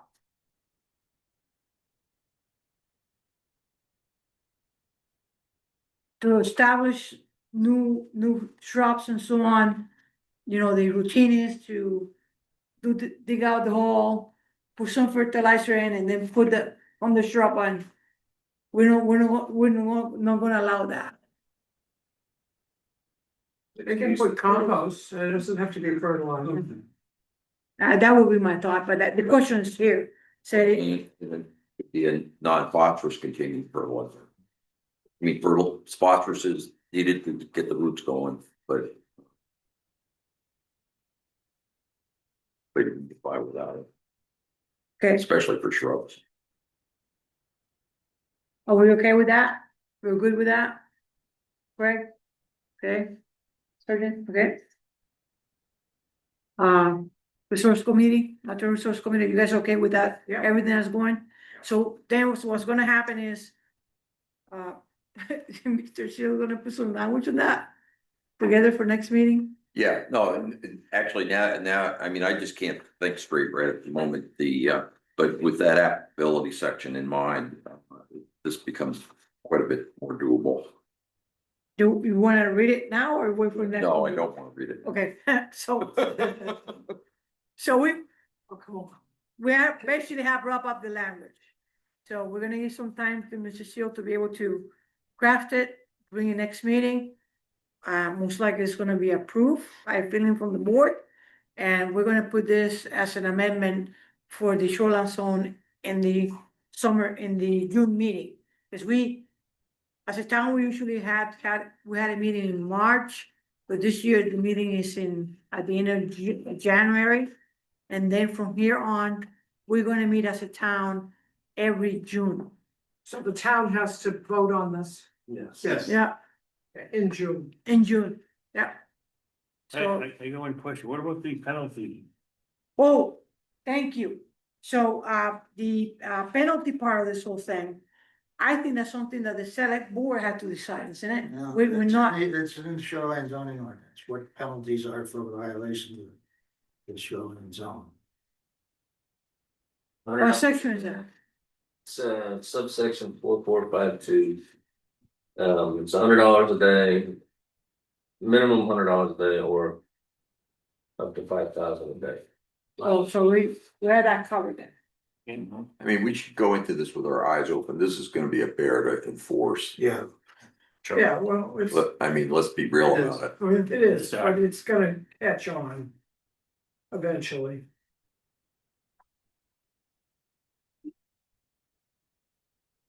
I'm looking at you because you're the one enforcing. So, do not worry about it. I think there's a lot of rule followers in this town. Yeah. I think the majority of people are rule followers. Yeah. Yeah. Say that again, there's a lot of what? I think the majority of people are rule followers. in this Oh, town. yeah. Vast majority, I don't think. And if you get the vast majority to comply, then I hate to use the word comply. but- Major improvement. Yeah, major improvement. Exactly. Think of how much phosphorus will go in. Okay. So, Think of it. I love to see your smiles in your faces. We've been working on. Yeah. All right, so that said, we are wrapping up that part of everybody's happy. We are wrapping up that section of the agenda tonight. Okay. We're good? Okay. So, Thank you. Thanks for your time. I appreciate you guys made the trip here and that. Shall we come back for the next meeting? Well, I think this is a done deal. You probably can join us through Zoom and save some gasoline and time. But if you want to come here, you're welcome. Well, and the other thing too is this will be part of our board packet, so you can look online and see Yeah, the what language is in the Right, draft, yes. the redraft. Right, yeah, with the agenda, right. Make your If decision we have then. questions or et cetera, we could come to the meeting and. Great. Okay, thank you Yeah, so much. thank you. I appreciate your tenacity on this. So, that said, we moving on to item D in the agenda. And that's the draft of the stormwater management plan. I will let, Mr. Shield, was on, we put it together, Mr. Shield, isn't it? Yeah. Yes. So, So we, the Johnson shoreline zoning application. I called there and pushed them off the next meeting. Okay. They're not, time is not of the essence for them, so. okay, so we want to table that to next meeting then? Yep. Excellent, That's So why that- it's not on the agenda anymore. Well, Yeah. all right. So, all business is approval minutes of January 8th and January 14th. Well, no, we're gonna. We don't, About draft of a stormwater management plan. oh, wait a second, D. D, I was talking about that. Oh. Yeah. And Hans said that we're gonna keep it for the next meeting. The shoreline zone application that was on the website. I called them this morning and asked if they'd like to be moved, because I didn't know if this was gonna go till 3 hours with legal and. Okay, so I jumped into this. You wanna go home? okay, going back to the draft of the, I'm sorry. Yeah, stormwater management plan, all right? So we have a draft with us and we're gonna go over it. And I wanna say that this was put together by Mr. Seal, isn't it? Yeah. Right? So I will give the floor to Mr. Seal to comment on it, anything that you want to say about it. And then if any of the board member wanna say anything, I think this is perfect. One page, easy to go through. So just one correction in the title, the second line there, I would just change that to 59 and the one needs to be eliminated. There is no one as it turns out. So that's just a correction that's in there. I think the rest of it's pretty self-explanatory. But obviously I'm open to any suggestions anybody might have. Improvements. I mean, this is, again, it's just for the smaller type projects, where we don't have a lot of disturbed area.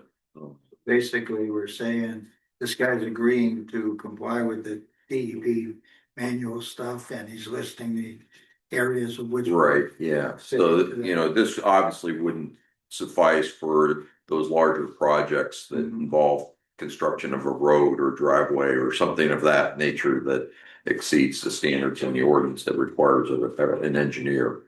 Right. This is meant for everybody else. So where would we make this available to the public? It will be with the application. Not every application's gonna need this. Uh, Right now, we're getting. Well, I was thinking also it would be part of the application package, just like the sample site plan and the sample soil erosion control plan that Rich did years ago. Yeah, not all projects have an erosion control. No, but No, I'm sorry, I'm kind of agreeing with you that put the three things in there. yeah, And if it doesn't apply, it doesn't apply. That's right. But at least everybody will get it Mhm. for the ones that do apply. Mhm. Right. Another attachment to the application.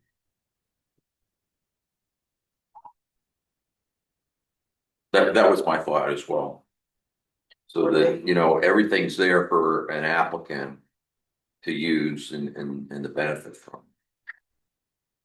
Would they know whether it was applicable to them or not, or is that, do they go to Hans or make the application and he could tell them? How does that work? Certainly could call them. Certainly could call them, ask them if they need to, we're doing this, do we need to fill this out? And my concern is that they'll fill it out without asking and find out that it wasn't necessary. Well, too bad, let them. So pretty much everything in the shoreline zone. Whatever's new.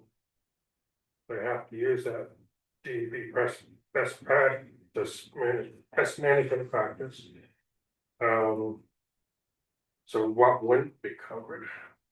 Well, they don't have to use this for a dormer. It would only be where we have soil disturbance or things that are right. They bring in a prefab shed or comments. So we should put at the very beginning, no, only use if there's gonna be soil disturbance. No. Only applicable if there's gonna be soil disturbance. Right at the top of the And if somebody builds, a garage, they're gonna run off. They're gonna have this stormwater runoff control. Or drip water, but if they bring in a shed from the Amish and plant it somewhere, they're not. there's no soil disturbance, so we, at the beginning, we put and highlighted in yellow. Form to be used only if it's gonna be soil disturbance, right at the top, highlighted in yellow. You laugh. I can complicate that a little more and say somebody's bringing an Amish shed. Whenever somebody's building something, we always tell them to put the drip line trench on. Yeah. If we put anything like that, we just attach it to the application. Is there somewhere in the application that you could say, stormwater, if applicable? Or consult with the CEO if it's applicable. They're gonna anyways, that's why I'd rather they just did this. I had toyed with the idea when I was drafting this of having a instruction page in front of this, but I erred on the side of simplicity.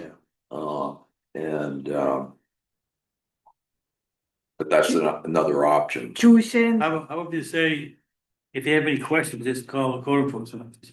If, They do anyway. Even if they They're gonna fill submit it it, out, what's the hurt? they won't have it filled out, and they say you gotta come fill this out. It's a That's why basic I'd rather they form. just fill it out if they don't need it, at least. Yeah. Keeps me from chasing them. Can't hurt, if they fill it out. So if it's not. So you can Take them back 2 minutes, June second, right there. That's great, thanks, George, I appreciate it, we appreciate it. Yeah, we don't have to vote for the, to approve this. do we? Joyce is an animal. Oh, I think we do. Oh, yeah, definitely. We definitely do. Now, does this have to be approved by the, I don't know, No, this is like us changing the application form. okay. Okay, so I will entertain a motion to approve the draft of the short stormwater management plan proposed to the board. Before we approve this. I am gonna add. The URL to get to. There's a nice page out there that has. Drywall, all these things listed, and how to do it. It's a, Oh, it's a websites. so I'll add the URL for reference. Oh, excellent. I think that's a great idea. So there will be like a link next to each one of those, one, two, The three. link below it, it'll encompass, or above it, it will encompass all Oh, okay, so just one link. Okay. So, the link will be either above or below the table. Well, if you want, I mean, I could do that easy of it. enough. Okay. I'll send you the link tomorrow. Oh, I'll try, I can get to it right through the website. I think that one's dead. I had to search for it. Oh, okay. I Well, stated a lot of their stuff and a lot of the links we got in our ordinance, they don't. They go to that page 404. oh, yeah, very Doesn't popular exist. page. Okay, so add the links. All right. We're going in, so I want to take a motion to move forward with the stormwater management plan proposed, including links, the link. I make a motion to, vote on draft stormwater management plan checklist. Approve. Okay, a second? second, So we have a motion from Mr. Sakara and a second from Mr. Sargent. Do we have further discussion? I see none. We're gonna vote. Mr. Sakara, Yes. Mr. Sargent, yes. Mr. Seal, Yes. Mr. Alexander, Yes. and Mr. Ranget, so it's 5 in favor, none opposed, motion carries. All right, Well, I'll make these last minute changes and send it to you. And everybody. thank you. I really, really appreciate Mr. Seal. Next item is old business, is approval of minutes of January 8th and January 14th. Okay,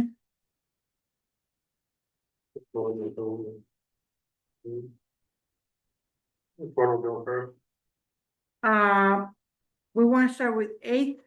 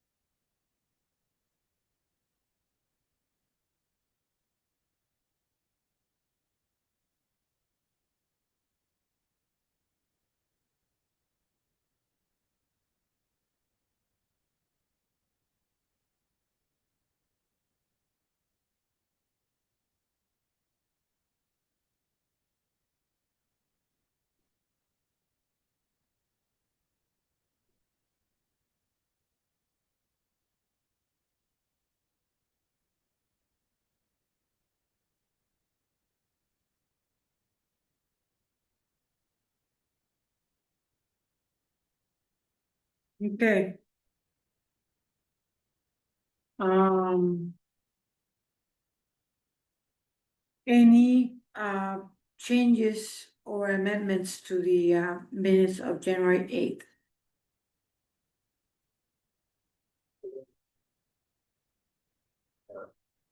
Under discussion, first line of the Stephen Jones, Mhm. says Bill Martin didn't defend the site plan.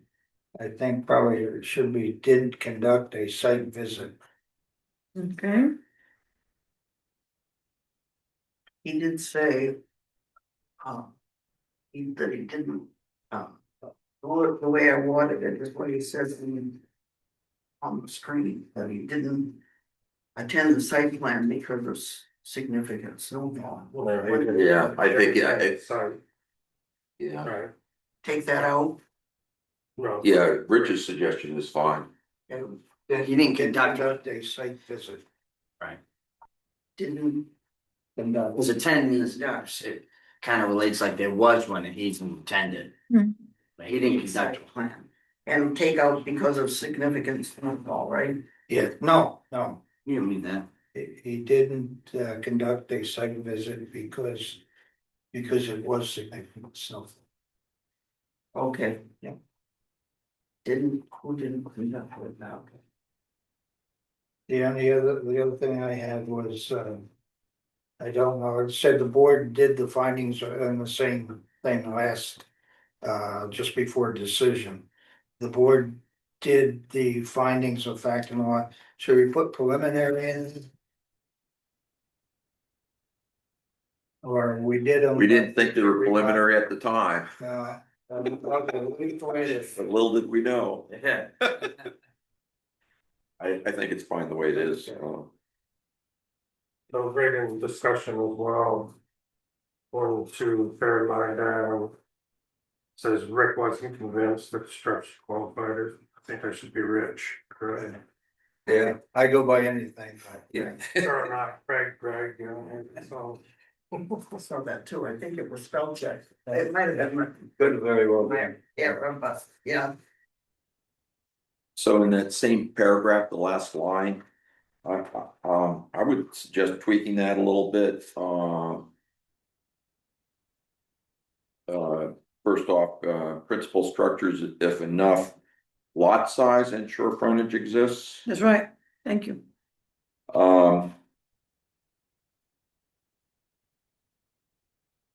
And then that last sentence, I mean, I was just voicing my own personal opinion. It reads more like it was a conclusion of the board, and it wasn't. So maybe eliminate because it is lacking in this case. And replace that with George voiced the opinion that it doesn't meet the criteria.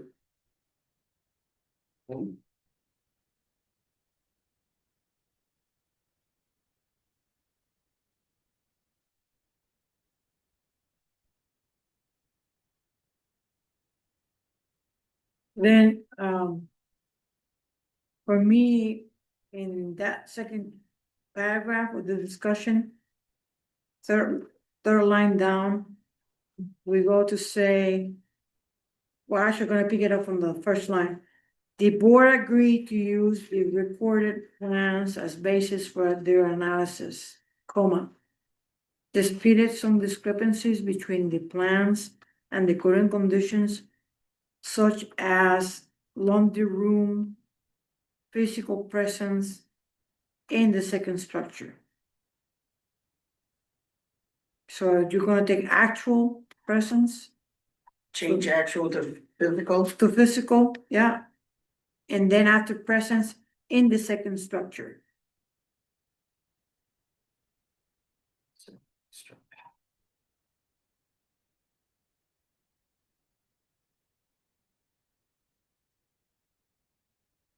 And then,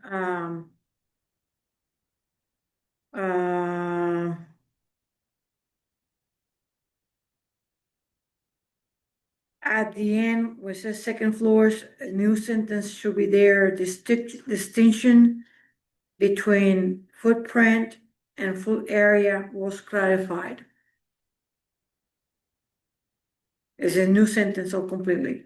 Distinction between footprint versus versus floor area was clarified. It's clarified. Mm-hmm.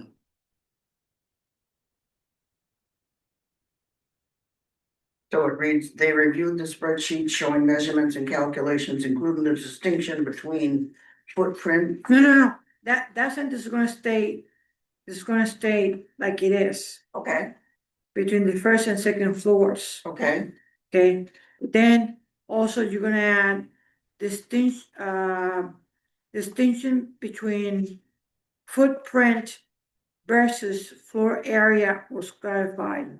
distinction between footprint versus floor area was clarified. Mhm. Okay.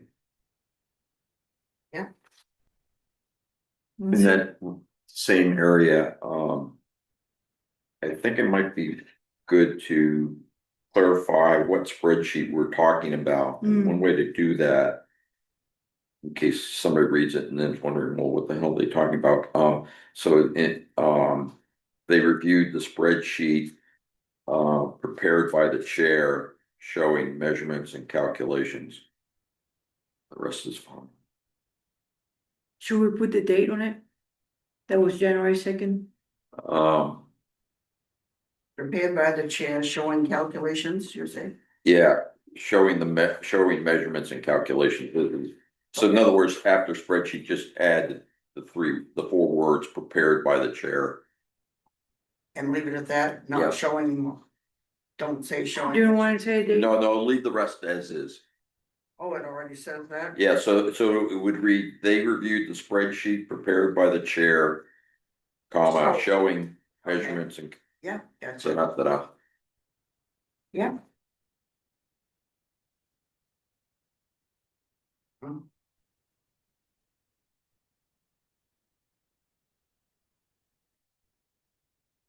I mean, this isn't intended to be a substitute for the findings of fact and all Yeah. that jazz, so.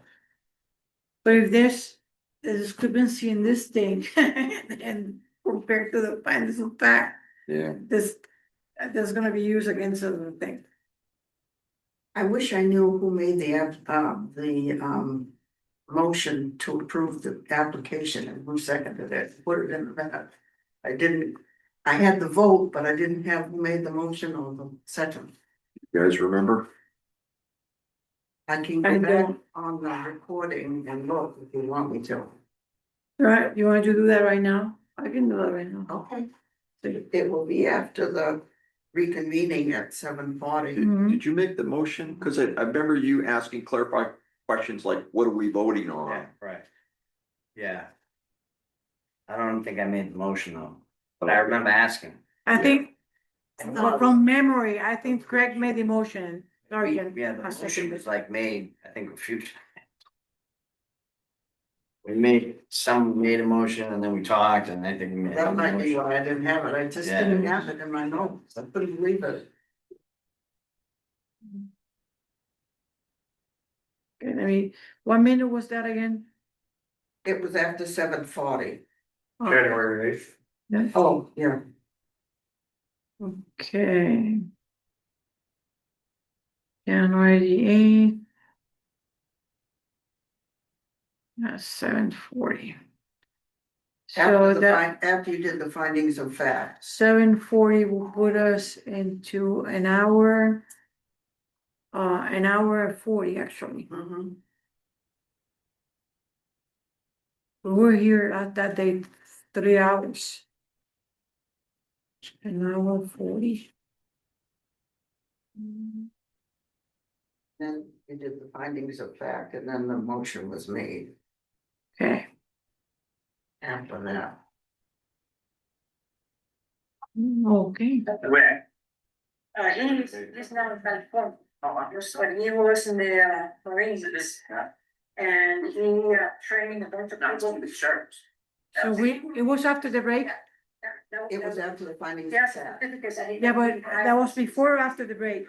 After. After. So we're still here in the middle. We were talking, incidental and subordinate to the principal use or structure. And given its size, design, and purposes, it complements but do not do.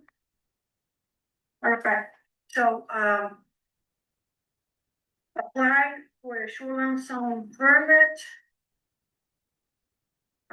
For a permit of existing garage, detached bedrooms, work area, 30 feet 5 inches by 38 feet 5 inches by 24 feet 8 inches height.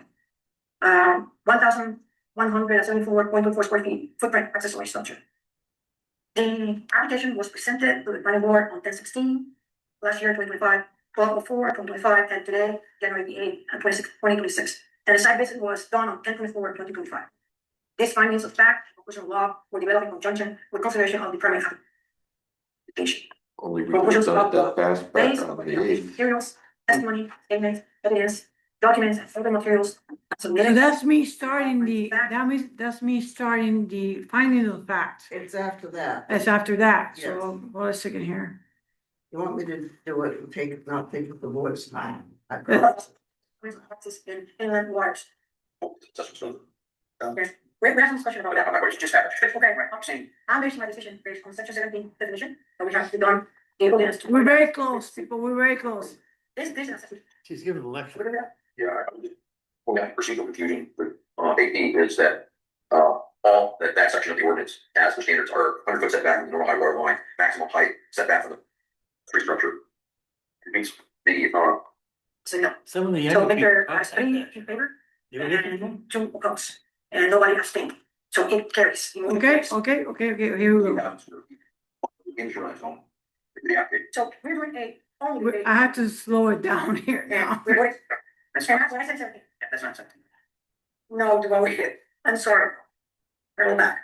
So let's restate this. We're voting exclusively on what is in section 17 of the vet. That is what the paper says, right here. And we're voting on item A, B on. Okay, stand. Okay, but I'm going for what the court told us to consider and what the ordinance told to consider. That's an interpretation of duplicate. Well, they asked me here to look at the duplicate is, I just read it. Yeah, I know. So, but everybody understand what we're doing. Yeah. And that's the important thing, right? So let's vote, Mrs. Sakara. Yes.